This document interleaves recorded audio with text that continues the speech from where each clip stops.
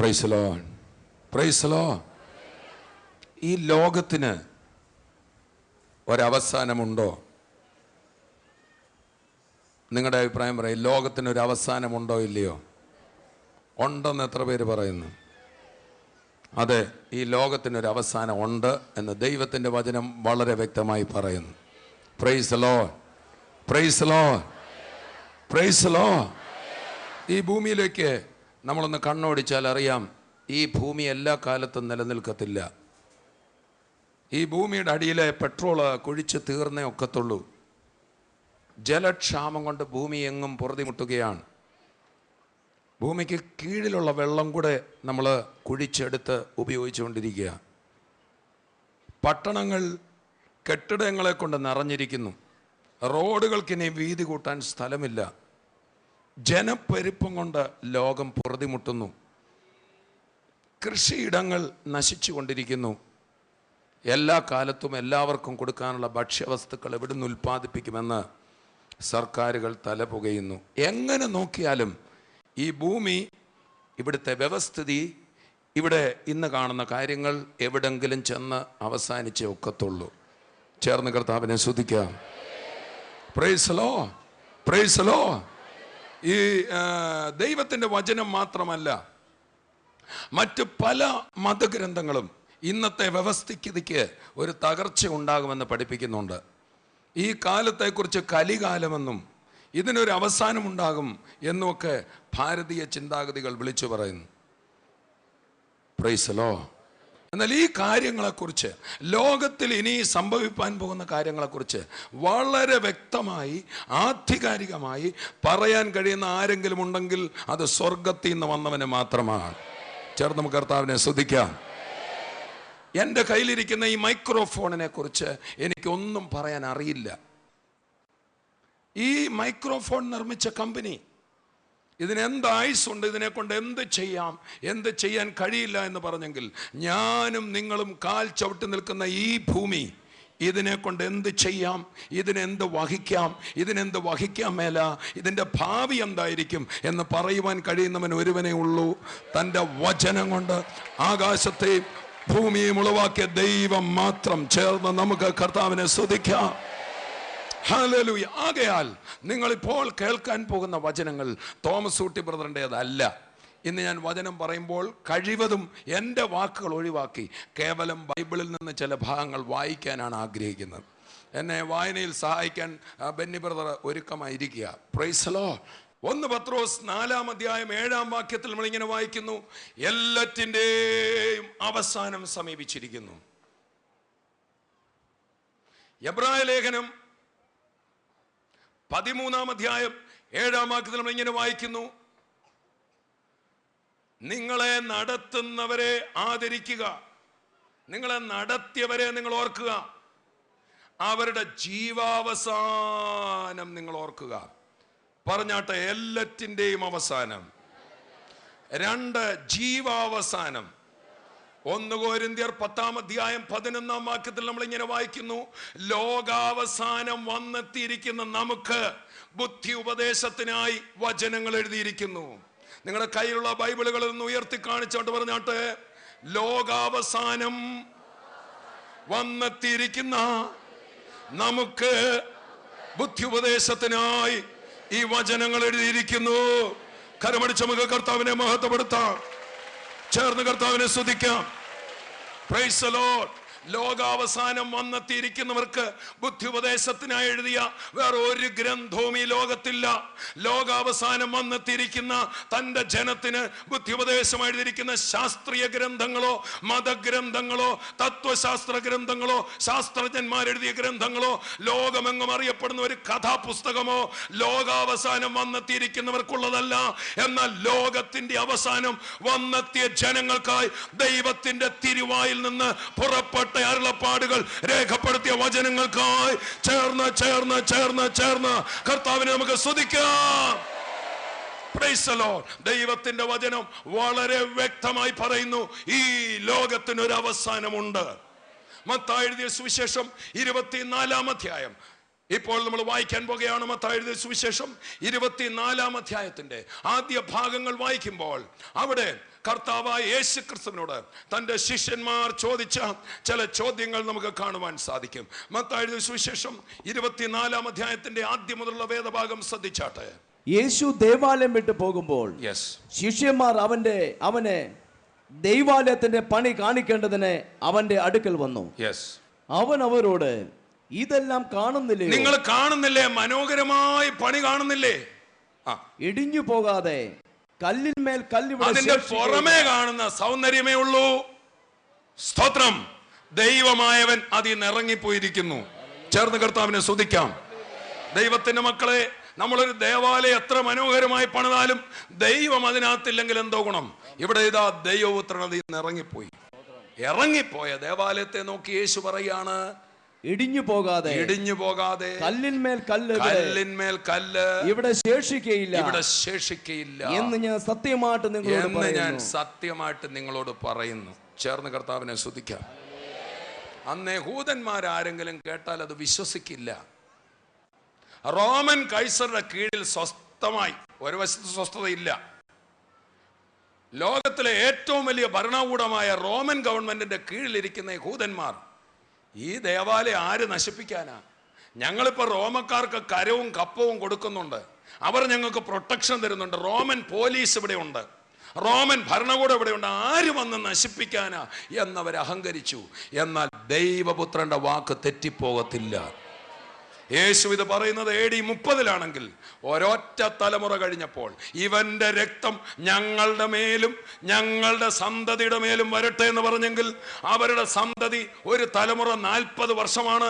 കൃത്യം 40 വർഷം കഴിഞ്ഞ് AD 70-ൽ ഇവരെ സംരക്ഷിച്ചു കൊണ്ടിരുന്ന റോമാക്കാര് തന്നെ ഇവർക്കെതിരായി മാറി. ചേർന്ന് കർത്താവിനെ സ്തുതിക്കാം. നോക്കൂ, ഇടിഞ്ഞു പോകാതെ കല്ലിന്മേൽ കല്ല് ശേഷിക്കില്ല എന്ന വചനം AD 70-ൽ 40 വർഷം കഴിഞ്ഞപ്പോൾ പിന്നീട് റോമൻ കൈസറായതും അന്ന് റോമൻ സൈന്യാധിപനുമായിരുന്ന തീത്തോസ്, നിങ്ങളുടെ ബൈബിളുകളിൽ അതിന്റെ പടം കാണാം. ചില ബൈബിളുകളിൽ തീത്തോസ് പിടിച്ചെടുത്ത ദേവാലയ ഉപകരണങ്ങളുടെ പടം. തീത്തോസ് വന്ന റോമൻ കൈസറുടെ പ്രതിനിധിയായി വന്ന് ആ യെരുശലേം നഗരത്തെ ചുട്ടുകളഞ്ഞു. Price the Lord. ചരിത്രം പറയുന്ന ഒരു പടയാളി കത്തിച്ചിട്ട പന്തം യെരുശലേം ദേവാലയത്തെ കത്തിച്ചു. അതിനുള്ളിലുണ്ടായിരുന്ന ആ സ്വർണമൊക്കെ ഉരുകി താഴോട്ടിറങ്ങി. അങ്ങനെ ഉരുകി താഴോട്ടിറങ്ങിയ സ്വർണം എടുക്കാൻ വേണ്ടി അതിന്റെ കല്ലുകൾ മുഴുവൻ ഇടിച്ച് അതിന്റെ അടിത്തറ വരെ മാന്തി അതിന്റെ ഓരോ കല്ലും വേർപെടുത്തി എന്നാണ് ചരിത്രം പറയുന്നത്. കല്ല് കല്ലിന്മേൽ ശേഷിക്കാതെ വണ്ണം ഈ ദേവാലയം നശിച്ചു പോകുമെന്ന് എന്റെ യേശു പറഞ്ഞെങ്കിൽ അത് ചരിത്രത്തിൽ നിവൃത്തിയായി. ബൈബിളിൽ അത് എഴുതിയിട്ടില്ല സംഭവം, ചരിത്രം അത് വിളിച്ചു പറയുന്നെങ്കിൽ എന്റെ യേശുവിന്റെ വാതുറന്ന് പറഞ്ഞ മുഴുവൻ കാര്യങ്ങളും നടന്നേ പറ്റത്തുള്ളൂ. ചേർന്ന് കർത്താവിനെ സ്തുതിക്കാം. ഈ തിരുവചനത്തിൽ കാണുന്ന കാര്യങ്ങൾ ലോകത്തിലെ ഒരു ഗവൺമെന്റ് പാസാക്കിയതല്ല, പാർലമെന്റ് പാസാക്കിയതല്ല, ലോകത്തിലെ അധികാരികൾ പാസാക്കിയതല്ല. പിതാവും പുത്രനും പരിശുദ്ധാത്മാവും ലോക സ്ഥാപനത്തിന് മുമ്പേ സ്വർഗത്തിൽ ഇരുന്നുകൊണ്ട് പാസാക്കിയ ഒരൊറ്റ വാക്കുപോലും മാറത്തില്ല. യേശു പറഞ്ഞു, ആകാശം മാറിപ്പോകും, ഭൂമി മാറിപ്പോകും, എന്റെ വായിലെ ഒരൊറ്റ വാക്ക് പോലും മാറിപ്പോകത്തില്ല. കരമടിച്ച് നമുക്ക് കർത്താവിനെ സ്തുതിക്കാം. ഹല്ലേലൂയ പറഞ്ഞ് ആത്മാവിൽ നിറഞ്ഞ് എല്ലാവരും കർത്താവിനെ സ്തുതിച്ചാട്ടെ. ഇടിഞ്ഞു പോകാതെ കല്ലിന്മേൽ കല്ല് ശേഷിക്കാത്ത കാലം ഈ ദേവാലയത്തിന് വരുന്നു. അടുത്ത വാക്യം.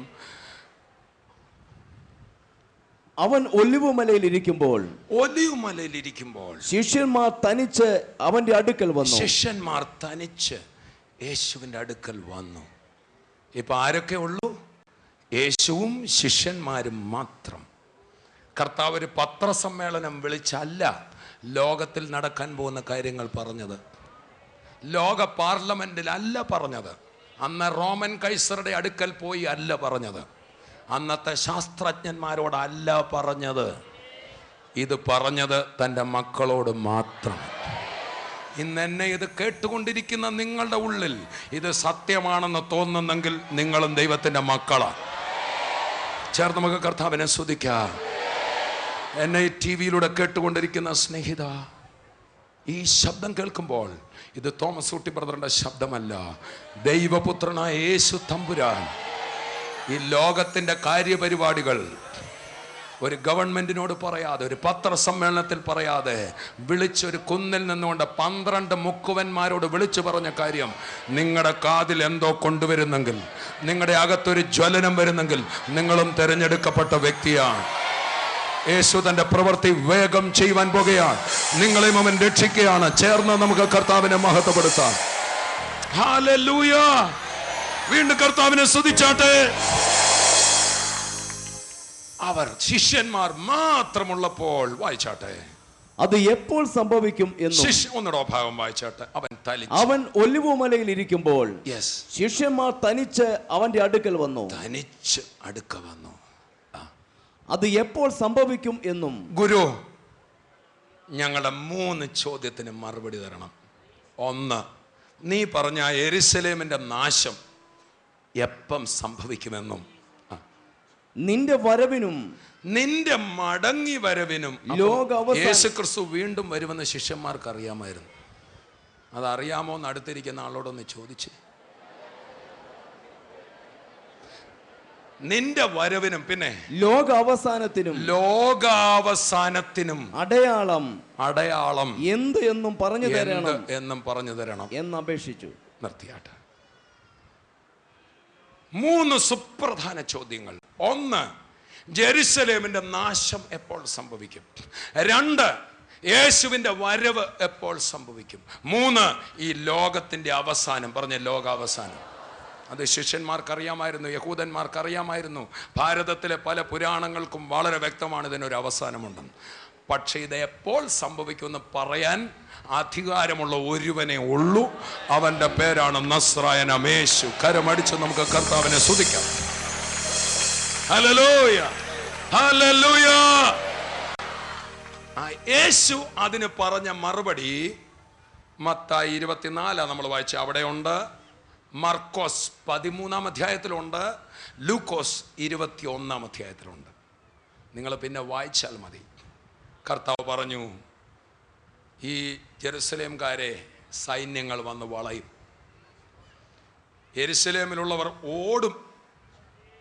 എങ്ങനെയെങ്കിലും ഒന്ന് രക്ഷപ്പെടാൻ വേണ്ടി അന്ന് ഗർഭിണികൾക്കും മുല കുടിപ്പിക്കുന്നവർക്കും അയ്യോ കഷ്ടം, കൊച്ചിനെ എടുത്തോണ്ട് ഓടാനൊക്കില്ല. അതുപോലെ റോമൻ സൈന്യം വന്ന് ഇതിനെ കവർ ചെയ്യും. അന്ന് റോമാക്കാരുടെ പ്രൊട്ടക്ഷനിൽ ഇരിക്കുന്നവരോട് പറയാണ്, നിങ്ങളെ ഇന്ന് പ്രൊട്ടക്റ്റ് ചെയ്യുന്നവർ നിങ്ങളെ തകർക്കാൻ വരാൻ പോവാ.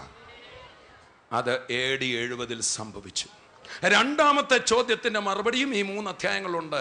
നിന്റെ വരവ്, 3 ലോകാവസാനം. അത് 3 ഘട്ടങ്ങളിൽ സംഭവിക്കുന്ന ഇതിന് അടയാളം പറഞ്ഞു തരണം. അന്നേരം യേശു പറഞ്ഞതാണ്, ജാതി ജാതിയോട് എതിർക്കും, ക്ഷാമവും ഭൂകമ്പവും അവിടെ ഇവിടെ ഉണ്ടാവും, ഒരിക്കലും കേട്ടിട്ടില്ലാത്ത രോഗങ്ങൾ അന്ത്യകാലത്ത് വരും, എയ്ഡ്സ് പോലെ. Praise the lord, praise the lord, praise the lord. കടലിന്റെയും ഓളത്തിന്റെയും മുഴക്കം നിമിത്തം കടല് മുഴങ്ങി ലോകക്കാര് മുഴുവൻ പരിഭ്രമിക്കുന്ന പോലുള്ള പ്രശ്നം കടലിലുണ്ടാവും. അതാ ഈ ദിവസങ്ങളിൽ നമ്മുടെ ദേശത്ത് സംഭവിച്ചത്. എന്നിട്ടോ അനേക കാര്യങ്ങൾ പറഞ്ഞിട്ട് പറഞ്ഞു, ഇതൊക്കെ സംഭവിച്ചു തുടങ്ങുമ്പോൾ ഓർത്തോണം, നിങ്ങൾ കലങ്ങണ്ട, എന്നിൽ വിശ്വസിച്ച മക്കളെ, നിങ്ങളുടെ വീണ്ടെടുപ്പ് അടുത്ത് വന്നിരിക്കുന്നു. പക്ഷേ ദൈവസഭയോടും ഒരു പ്രബോധനമുണ്ട്. അനേകനെ അറിഞ്ഞു വിശ്വാസത്തിൽ വന്ന് ഇന്ന് ജീവിത വിഷയങ്ങളിൽ അങ്ങ് കിടക്കുക. നോഹയുടെയും ലോത്തിന്റെയും കാലം പോലെ മനുഷ്യപുത്രന്റെ നാളിലും ആവും. തെരഞ്ഞെടുക്കപ്പെട്ടവർ എന്ന് പറയുന്ന ദൈവമക്കൾ തന്നെ വിവാഹം കഴിപ്പിച്ചും വിവാഹത്തിന് കൊടുത്തും വിറ്റും നട്ടും അങ്ങനെ ലോകകാര്യം മാത്രം അന്വേഷിച്ച് കർത്താവിൻ്റെ വരവ് അങ്ങ് മറന്നു പോകാൻ സാധ്യതയുണ്ട്. ജലപ്രളയം വന്ന് അവരെ നീക്കിക്കളയുവോളം അറിഞ്ഞില്ല. മദ്രാസിൽ നമ്മുടെ സഹോദരന്മാർ വന്നപ്പോൾ എന്നോട് പറയായിരുന്നു, പത്രങ്ങളിലൊന്നും വന്ന എണ്ണമല്ല, 10,000-കണക്കിന് ആൾക്കാർ മെറീന ബീച്ചിലെ 8 കിലോമീറ്റർ നീളത്തിൽ മദ്രാസിൽ ആ ഞായറാഴ്ച പകൽ ക്രിക്കറ്റ് കളിച്ചുകൊണ്ടിരുന്നു, മണലിൽ കിടന്ന് ഉറങ്ങിയിരുന്നു, വണ്ടി കളിച്ചു പഠിച്ചിരുന്നു. അവരറിഞ്ഞില്ല 80 അടി പൊക്കത്തിലുള്ള തിരമാലയുടെ കീഴിലാണ് ഞങ്ങൾ കളിക്കുന്നതെന്ന്. അതുപോലെ ലോകം നിർവിചാരികളായിട്ട് ഓടിക്കൊണ്ടിരിക്കുമ്പോൾ ലോകമേ തിരിച്ചറിയുക, ഇന്ന് ശാസ്ത്രജ്ഞന്മാരെ നമ്മൾ കുറ്റം ചുമത്തുന്നു. സുനാമി പ്രവചിക്കാൻ കഴിഞ്ഞില്ല. ഇവിടെ ലോകത്ത് നടക്കുന്ന എല്ലാം പ്രവചിക്കാൻ ഒക്കത്തില്ല. പക്ഷെ എൻ്റെ യേശു ചില കാര്യങ്ങൾ പ്രവചിച്ചിട്ടുണ്ട്. ചേർന്ന് നമുക്ക് കർത്താവിനെ സ്തുതിക്കാം. ആരെല്ലാം പ്രവചിച്ചാലും ചില കാര്യങ്ങൾ സംഭവിക്കും. എന്നാൽ വ്യക്തിപരമായി ഒരുങ്ങുവാൻ ദൈവം നമ്മളെ വിളിച്ചിരിക്കുക. ചേർന്നൊരു ഹല്ലേലൂയ പറഞ്ഞാട്ടെ. ഈ വചനം കേട്ട് ആരും ഭയപ്പെടണ്ട, നമ്മുടെ നാഥൻ വരാറാ. ചേർന്ന് നമുക്ക് കർത്താവിനെ സ്തുതിക്കാം. അങ്ങനെ കർത്താവായ യേശു തൻ്റെ വരവിനിൽ സംഭവിക്കുന്ന കാര്യങ്ങൾ പറഞ്ഞത് ഒരു 5, 6, 7 ആയിട്ട് വിഭജിക്കുന്നുണ്ട്. യേശു ക്രിസ്തു അന്ന് പറഞ്ഞ കാര്യങ്ങളെല്ലാം കൂടെ നമ്മളൊന്ന് പിരിച്ചു പഠിച്ചാൽ, 1, ഈ പ്രപഞ്ചത്തിന് സംഭവിക്കാൻ പോകുന്നവ എല്ലാവരും ഒന്ന് പറഞ്ഞാട്ടെ. 2, മനുഷ്യ സ്വഭാവത്തിന് വരുന്ന മാറ്റങ്ങൾ, ധാർമ്മിക ലക്ഷണങ്ങൾ, ലോകാവസാനത്തിന് മുമ്പ് വരുന്ന മാറ്റങ്ങൾ.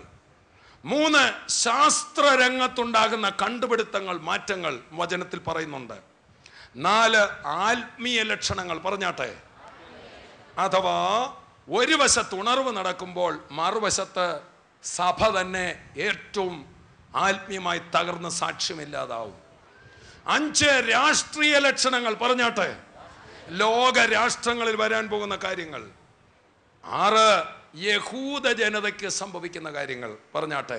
ലോകത്തെ നിയന്ത്രിക്കുന്നൊരു ദൈവമുണ്ട്, ചരിത്രത്തെ നിയന്ത്രിക്കുന്നൊരു ദൈവമുണ്ട്. ഈ ലോകത്തിനൊരു അന്ത്യമുണ്ട്, ഇതിനൊരു തുടക്കമുണ്ട്. ഇതെല്ലാം ദൈവത്തിൻ്റെ പദ്ധതി പ്രകാരമാണ് മുമ്പോട്ട് നീങ്ങുന്നത്. Price the lord. എന്നാൽ ദൈവം ലോകത്ത് ചെയ്യുന്ന കാര്യങ്ങൾ വ്യക്തമായിട്ട് അറിയുവാൻ ദൈവം ഒരു ജനതയെ ലോകത്ത് നിർത്തിയിട്ടുണ്ട്. അവരുടെ പേരാണ് ഇസ്രായേൽ. Price the Lord. ദൈവത്തിന് ഈ ലോകത്തെക്കുറിച്ചും നമ്മുടെ ജീവിതത്തെക്കുറിച്ചും ഒരു പ്രോഗ്രാമുണ്ട്. ചേർന്ന് കർത്താവിനെ സ്തുതിക്കാം. നമ്മൾ ആ പ്രോഗ്രാമിലാകുമ്പോൾ നമ്മുടെ ജീവിതം ഭംഗിയാവും. ഈ ലോകത്ത് ദൈവം ചെയ്യുവാൻ പോകുന്ന പ്രോഗ്രാം എങ്ങനെ നമുക്ക് മനസ്സിലാക്കാം? ഇപ്പം ഇവിടെ ഈ മീറ്റിംഗ് നടക്കുമ്പോൾ തങ്കു ബ്രദർ ഇപ്പോൾ ചാടി എഴുന്നേറ്റ് എന്തെങ്കിലും കൈ കാണിക്കുകയാണെങ്കിൽ നിങ്ങൾക്കെല്ലാം മനസ്സിലാവും പ്രോഗ്രാം മാറാൻ പോവുകയാണ്. തോമസ് കുട്ടി വെറുതെ മൈക്ക് ഇങ്ങോട്ട് തരണം, നമ്മൾ വേറെ നിങ്ങൾ മനസ്സിലാവും. ഇതുപോലെ ഈ ഭൂമിയെ മുഴുവൻ നിയന്ത്രിക്കുന്ന ദൈവം, ചരിത്രത്തെ നിയന്ത്രിക്കുന്ന ദൈവം ഇടയ്ക്ക് ചാടി എഴുന്നേക്കുന്ന കാണാനുള്ള കണ്ണ് നമുക്കുണ്ടാകും. Price the Lord. ചില വിശ്വാസികളാണെങ്കിൽ വരുമ്പം മുതലേ വാച്ചയെ നോക്കിക്കൊണ്ടായിരിക്കുന്നത്, എപ്പോഴാണ് 1 മണിയാന്ന്. ഇവിടെ അതില്ലാത്തതോർത്ത് ഞാൻ കർത്താവിനെ സ്തുതിക്കും. അപ്പം ദൈവം തമ്പുരാൻ ഈ ലോകത്തിൽ ചെയ്യുന്ന കാര്യങ്ങളെ എന്താ ഇനി അടുത്ത ദൈവം ചെയ്യാൻ പോകുന്നതെന്ന് അറിയുവാൻ നമ്മൾ സൂചിയിൽ നോക്കുന്ന പോലെ, ക്ലോക്കിൻ്റെ സൂചിയിൽ നോക്കുന്ന പോലെ നോക്കിക്കണ്ട് തിരിച്ചറിയാവുന്ന ഒരു ജനമുണ്ട്. അതാരാന്നറിയാമോ? ഇസ്രായേൽ. കർത്താവായ യേശു ക്രിസ്തു താനായി പറഞ്ഞ ഒരു വാക്യം ഞാൻ വീണ്ടും വായിക്കാൻ പോകുകയാണ്. ലൂക്കോസിൻ്റെ സുവിശേഷം 21-ാം അധ്യായത്തിലേക്ക് വന്നാട്ടെ. ലൂക്കോസിൻ്റെ സുവിശേഷം 21-ാം അധ്യായം അതിൻ്റെ 24-ാമത്തെ വാക്യം ബെന്നി ബ്രദർ മുൻപോട്ട് കടന്നു വന്നൊന്ന് വായിച്ചാട്ടെ. ലൂക്കോസിൻ്റെ സുവിശേഷം 21-ാം അധ്യായം 24-ാം വാക്യം. അവർ വാളിൻ്റെ വായ്ത്തലയാൽ വീഴുകയും അവരെ സകല ജാതികളിലേക്കും ബദ്ധരായി കൊണ്ടുപോവുകയും ജാതികളുടെ കാലം തികയുവോളവും ജാതികൾ യെരൂശലേം ചവിട്ടിക്കളയുകയും ചെയ്യും. ശ്രദ്ധിക്കുക, ഈ വേദഭാഗം യഹൂദനെ കുറിച്ച്, ഇസ്രായേൽ മക്കളെ കുറിച്ച് ഈ വേദഭാഗം വളരെ വ്യക്തമായി കർത്താവായ യേശു ക്രിസ്തു പറഞ്ഞിരിക്കുകയാണ്. ഈ ജനം, യഹൂദ ജനം, അവർ വാളിൻ്റെ വായ്ത്തലയാൽ വീഴുകയും അവരെ സകല ജാതികളിലേക്കും, സകല നേഷൻസിലേക്കും എന്നാണ് ഇംഗ്ലീഷിൽ, സകല രാജ്യങ്ങളിലേക്കും ബദ്ധരായി കൊണ്ടുപോവുകയും അവരെ ബന്ദികളായി കൊണ്ടുപോവുകയും ചെയ്യും. അടുത്ത വാക്യം. ജാതികളുടെ കാലം തികയുവോളവും ജാതികൾ യെരൂശലേം ചവിട്ടിക്കളയുകയും ചെയ്യും. ജാതികളുടെ കാലം തികയുവോളം ജാതികൾ യെരൂശലേം ചവിട്ടി. ഇവിടെ വളരെ വ്യക്തമായി കർത്താവായ യേശു ക്രിസ്തു പറഞ്ഞ വേദഭാഗമാണ് നമ്മൾ വായിച്ചത്. AD 70 ഇത് നിവൃത്തിയായി. AD 30 കർത്താവായ യേശു ക്രിസ്തു നിന്നുകൊണ്ട് പറയുകയാണ്, യഹൂദ ജനങ്ങളെ ലോകത്തിലെമ്പാടും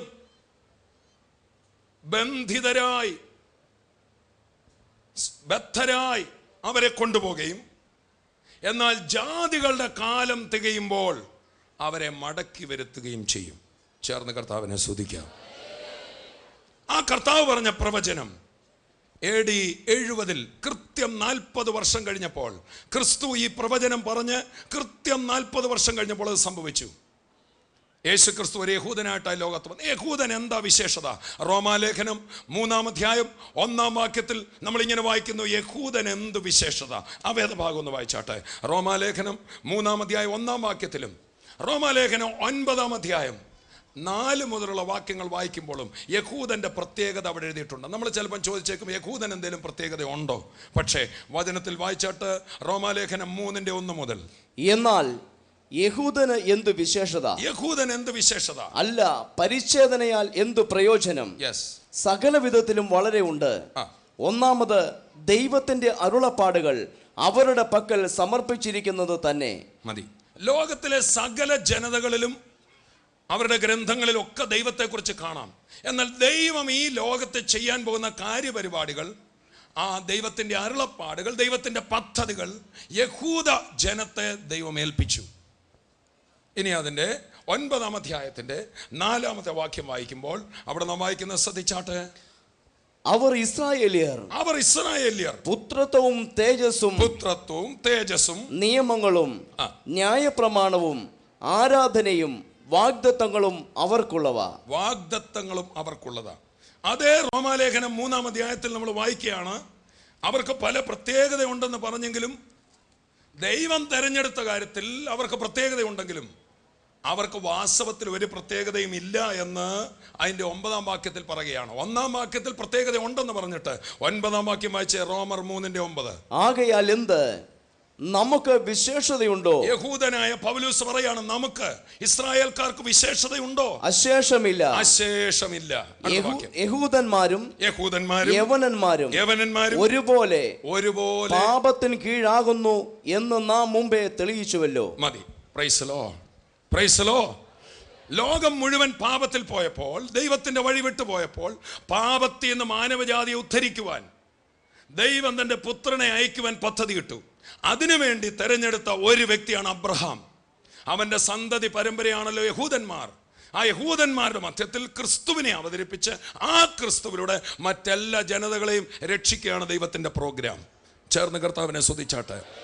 യേശു ക്രിസ്തു യഹൂദന്റെ ദൈവമല്ല. യേശു ക്രിസ്തു ക്രിസ്ത്യാനിയുടെ ദേവനല്ല. യേശു ക്രിസ്തു ഒരു ജനവർഗത്തിന്റെ ദൈവമല്ല. തൻ്റെ ഏകജാതനായ പുത്രനിൽ വിശ്വസിക്കുന്ന ഏവനും നശിച്ചു പോകാതെ നിത്യജീവൻ പ്രാപിക്കേണ്ടതിന് ദൈവം അവനെ നൽകുവാൻ തക്കവണ്ണം മുഴു ലോകത്തെയും സ്നേഹിച്ചു. അവനെ കൈക്കൊണ്ട് അവന്റെ നാമത്തിൽ വിശ്വസിക്കുന്ന ഏവർക്കും ദൈവമക്കളാകുവാൻ അവന് അധികാരം കൊടുത്തു. ചേർന്ന് കർത്താവിനെ സ്തുതിക്കാം. ദൈവത്തിന്റെ പ്രോഗ്രാമിൽ യഹൂദന് പ്രത്യേകതയുണ്ട്. പക്ഷെ ദൈവത്തോട് പാപം ചെയ്ത വിഷയത്തിൽ യഹൂദനും നമ്മളെല്ലാം ഒരുപോലെ പാപം ചെയ്തു. എന്നാൽ ദൈവം മാനവജാതിയെ രക്ഷിക്കുന്ന പ്രോഗ്രാം തൻ്റെ പുത്രനിലൂടെ ചെയ്യുവാൻ അവിടുന്ന് പദ്ധതിയിട്ടതോർത്ത് ഞാൻ കർത്താവിനെ സ്തുതിക്കുക. ചേർന്ന് വീണ്ടും കർത്താവിനെ മഹത്വപ്പെടുത്തിയാട്ടെ. അങ്ങനെ ലോകത്ത് ഇനി സംഭവിക്കാൻ പോകുന്ന കാര്യങ്ങളെക്കുറിച്ച് യേശു ക്രിസ്തു പറയുമ്പോൾ പറയുകയാണ്, ഈ ജനതയെ, യഹൂദ ജനതയെ ചില നാളുകൾക്കകം ലോകമെമ്പാടും ചിതറിക്കുവാൻ പോകുകയാണ്. പക്ഷെ ജാതികളുടെ കാലം തികയുമ്പോൾ അതേ യഹൂദനെ മടക്കിക്കൊണ്ടുവരാൻ പോകുകയാണ്. എന്താണ് ഈ ജാതികളുടെ കാലം? ജാതികളുടെ കാലം എന്ന് പറയുന്നത് യേശുക്രിസ്തുവിലുള്ള വിശ്വാസത്താൽ ഏത് മഹാപാപിക്കും, ഏത് വേശ്യയ്ക്കോ, ഏത് ചുങ്കക്കാരനോ, ഏത് പാപിക്കോ, ഏത് കൊലയാളിക്കോ, ഏത് കള്ളനോ മാനസാന്തരത്തോടെ യേശുവേ എന്ന് വിളിച്ചാൽ ഒരു നേർച്ചയോ ഒരു കാഴ്ചയോ ഒന്നും ദൈവത്തിന് കൊടുക്കാതെ, ഒരു മൃഗത്തെ യാഗം കഴിക്കാതെ സൗജന്യമായി രക്ഷിക്കുന്ന കാലം. ചേർന്നൊരു ഹല്ലേലൂയ പറഞ്ഞാട്ടെ. വീണ്ടും കർത്താവിനെ സ്തുതിച്ചാട്ടെ. ഇപ്പോൾ ആകുന്നു സുപ്രസാദകാലം. ഇത് തന്നെയാണ് രക്ഷാസമയം. ആർക്കും കടന്നു വരാം. ഇന്ന് ആരെയും കർത്താവ് തള്ളിക്കളയത്തില്ല. കുഷ്ഠരോഗിക്കോ, പാപിക്കോ, കൊള്ളരുതാത്തവനോ, ജയിലിൽ കിടന്നവനോ, കൊലയാളിക്കോ, നിങ്ങൾ ആരുമായിക്കൊള്ളട്ടെ, യേശുവേ എന്ന് വിളിച്ചാൽ ആരെയും അവൻ തള്ളിക്കളയത്തില്ല. അതുകൊണ്ടാണ് മറ്റൊരു പ്രസിദ്ധമായ ഗാനമുണ്ട്, കൈക്കൊള്ളാതെ തള്ളുമെന്ന് വേണ്ട സംശയം രക്ഷിതാവു നിന്നെ കാത്തിരേ ഇന്നു തന്നെ യേശു നിന്നെ രക്ഷിപ്പാനായി കാക്കുന്നു. ഭയം വേണ്ട, ശങ്കിക്കേണ്ട, വാവങ്കൽ നീന്ന്. ഭയം വേണ്ട, ശങ്കിക്കേണ്ട, വാവങ്കൽ നീന്ന്. രണ്ട് കൈകളും വിരിച്ചു പിടിച്ചുകൊണ്ട് ലോകത്തോട് യേശു പറയണം, അധ്വാനിക്കുന്നവരും ഭാരം ചുമക്കുന്നവരുമേ, നിങ്ങളെല്ലാവരും എൻ്റെ അടുക്കൽ വരുവേ. ചേർന്ന് നമുക്ക് കർത്താവിനെ സ്തുതിക്കാം. ആർക്കും ചെല്ലുവാൻ ഒരു സ്ഥലം, എല്ലാവരെയും വിളിക്കുന്ന ഒരു യേശു. ഹല്ലേലൂയ. യേശു വിളിക്കുന്നു, യേശു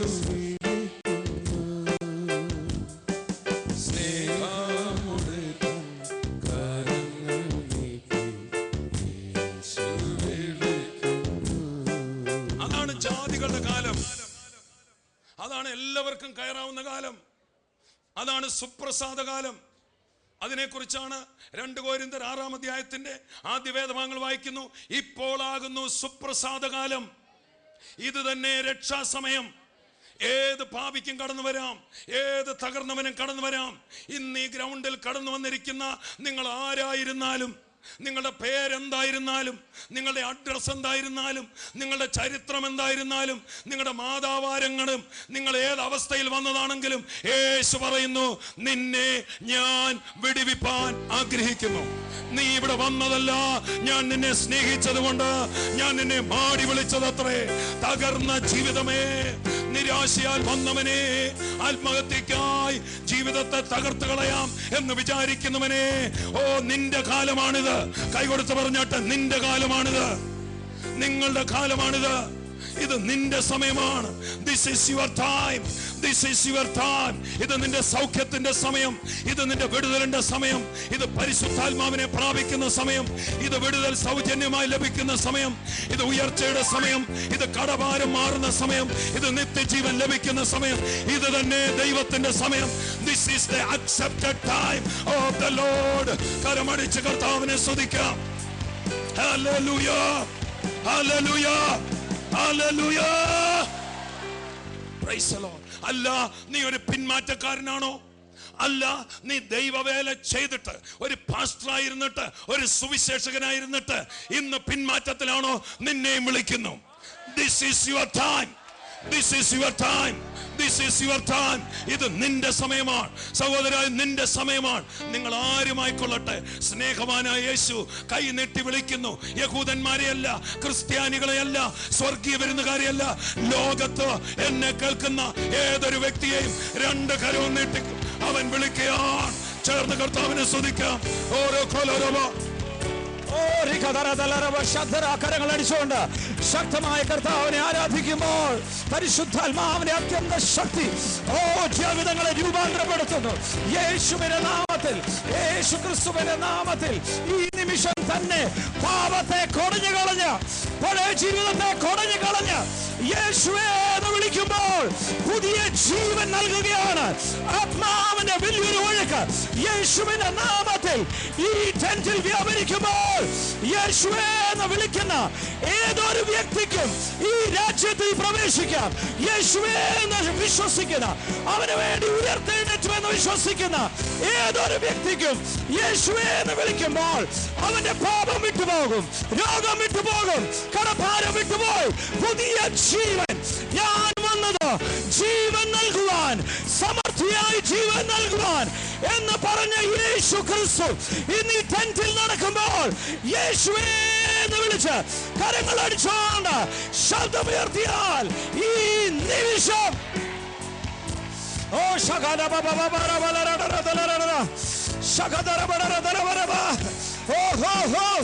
മുഴകൾ പ്രത്യക്ഷമാകട്ടെ, രോഗികൾ സൗഖ്യമാകട്ടെ യേശുവിന്റെ നാമത്തിൽ. ആമേൻ.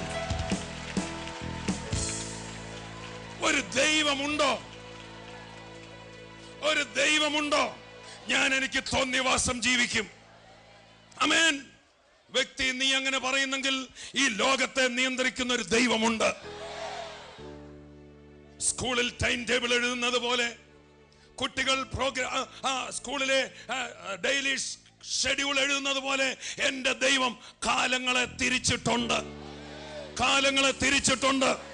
ഒന്ന് യഹൂദന്റെ കാലം, ഇത് ജാതികളുടെ കാലം, ഇത് എല്ലാവർക്കും രക്ഷിക്കപ്പെടാവുന്ന കാലം, ഇത് യേശു സൗജന്യമായി രക്ഷ തരുന്ന കാലം. ചേർന്ന് കർത്താവിനെ സ്തുതിക്കാം. ആമേൻ. എന്നാൽ ഈ കാലം തീരും. ടൈം ടേബിളിലെ ഈ പീരീഡ് തീരും. ഈ അധ്യാപകൻ മാറും. സ്തോത്രം. ഈ പീരീഡിൽ വന്നിരിക്കുന്ന അധ്യാപകൻ കരുണയുള്ള അധ്യാപകനാ. ഈ പീരീഡിൽ വന്നിരിക്കുന്ന അധ്യാപകൻ കൈനീട്ടി വിളിക്കുന്ന അധ്യാപകനാ. എന്നാൽ ഈ പീരീഡ് മാറും. അടുത്ത സാറ് അടുത്ത സിംഹാസനത്തിൽ ഇരിക്കും. അത് ന്യായവിധിയുടെ പീരീഡാ. കരമടിച്ച് കർത്താവിനെ സ്തുതിക്കാം. Hallelujah, hallelujah. ഇന്ന് കരുണയോടെ നമ്മളെ അവൻ കൈനീട്ടി വിളിക്കുന്നെങ്കിൽ നാളെ അവൻ കരുണയുടെ സിംഹാസനത്തിൽ അല്ല ഇരിക്കുന്നത്.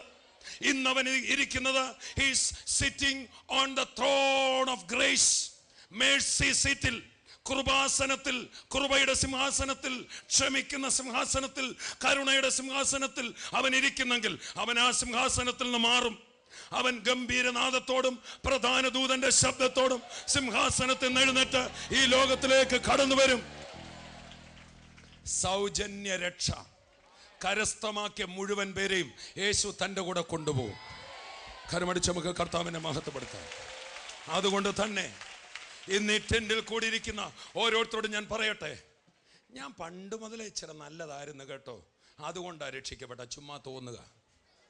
സ്തോത്രം. ഞാൻ ബൈബിൾ ആദ്യം മുതൽ ചൊവ്വ പഠിച്ചപ്പോൾ ഇതാ ശരിയെന്ന്. നോ, വെറും തോന്നല.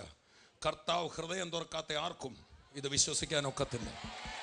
ചേർന്ന് നമുക്ക് കർത്താവിനെ സ്തുതിക്കാം. ഇച്ഛിക്കുന്നവനാലുമല്ല, ഓടുന്നവനുമാലുമല്ല, കരുണ തോന്നുന്ന ദൈവം, കരുണ തോന്നുന്ന ദൈവം, ദൈവം ഹൃദയം തുറന്നുകൊണ്ടാണ് നമുക്ക് വിശ്വസിക്കാനൊത്തത്. ചേർന്ന് കർത്താവിനെ സ്തുതിക്കാം. ദൈവം തന്റെ സാദൃശ്യത്തിൽ, തന്റെ സ്വരൂപത്തിൽ, അധികാരത്തോടെ നിങ്ങളെ സൃഷ്ടിച്ചിരിക്കുക. നിങ്ങളുടെ വാഗൊണ്ട് പറഞ്ഞാലും കാര്യം നടക്കും. രോഗി സൗഖ്യമാകട്ടെ എന്ന് പറഞ്ഞാൽ സൗഖ്യമാകുന്ന അധികാരം നാവിൽ തന്നിട്ടുണ്ട്. കാറ്റെ അടങ്ങുക, കടലെ ശാന്തമാകുക എന്ന് പറഞ്ഞാൽ അധികാരത്തോടെ മനുഷ്യനെ ദൈവം സൃഷ്ടിച്ചിരിക്കുകയാണ്. Praise the lord, praise the lord. ലോകത്തെ നിയന്ത്രിക്കുന്ന ദൈവം, എല്ലാവരും പറഞ്ഞാട്ടെ, ചരിത്രത്തെ നിയന്ത്രിക്കുന്ന ദൈവം. ഹല്ലേലൂയ, ഹല്ലേലൂയ, ഹല്ലേലൂയ. അവൻ പറഞ്ഞു, അവൻ മനുഷ്യനായി ലോകത്തിറങ്ങി വന്നപ്പോൾ, നസ്രത്തിൽ ജനിച്ചപ്പോൾ, ദൈവം മനുഷ്യനായിട്ട് ഇറങ്ങി വന്നപ്പോൾ അവൻ തൻ്റെ പദ്ധതികൾ വിളിച്ചു പറഞ്ഞു. ഈ ലോകത്തിൽ ഇനി നടക്കാൻ പോകുന്ന കാര്യം ഞാൻ പറയാം. ഇന്ന് യെരൂശലേമിൽ നിർഭയരായി വസിക്കുന്ന, റോമൻ കൈസറുടെ കീഴിൽ നിർഭയരായി വസിക്കുന്ന യഹൂദജനമേ, നിങ്ങളെ ലോകത്തിലെല്ലാം ചിതറിക്കാൻ പോകുകയാണ്. പക്ഷേ ജാതികളുടെ കാലം തികയുമ്പോൾ, എല്ലാവരും പറഞ്ഞാട്ടെ, അതെന്താ ജാതികളുടെ കാലം തികയുക? അതിനെക്കുറിച്ച് റോമാലേഖനം 11-ാം അധ്യായത്തിൻ്റെ 25-ാം വാക്യം പറഞ്ഞ് ശ്രദ്ധിച്ചാട്ടെ. റോമാലേഖനം 11-ാം അധ്യായം 25-ാം വാക്യം വായിക്കപ്പെടുന്നത് ശ്രദ്ധിക്കുക. സഹോദരന്മാരെ, നിങ്ങൾ ബുദ്ധിമാന്മാരെന്ന് നിങ്ങൾക്ക് തന്നെ തോന്നാതിരിപ്പാൻ ഈ രഹസ്യം അറിയാതിരിക്കരുത് എന്ന് ഞാൻ ആഗ്രഹിക്കുന്നു. ജാതികളുടെ പൂർണ്ണ സംഖ്യ ചേരുവോളം, എല്ലാവരും പറഞ്ഞ ജാതികളുടെ പൂർണ്ണ സംഖ്യ ചേരുവോളം. ഉറക്കെ പറഞ്ഞാട്ടെ, എവിടെ ചേരുവോളം? ക്രിസ്തുവിൽ വിശ്വസിച്ച് വരുവോളം.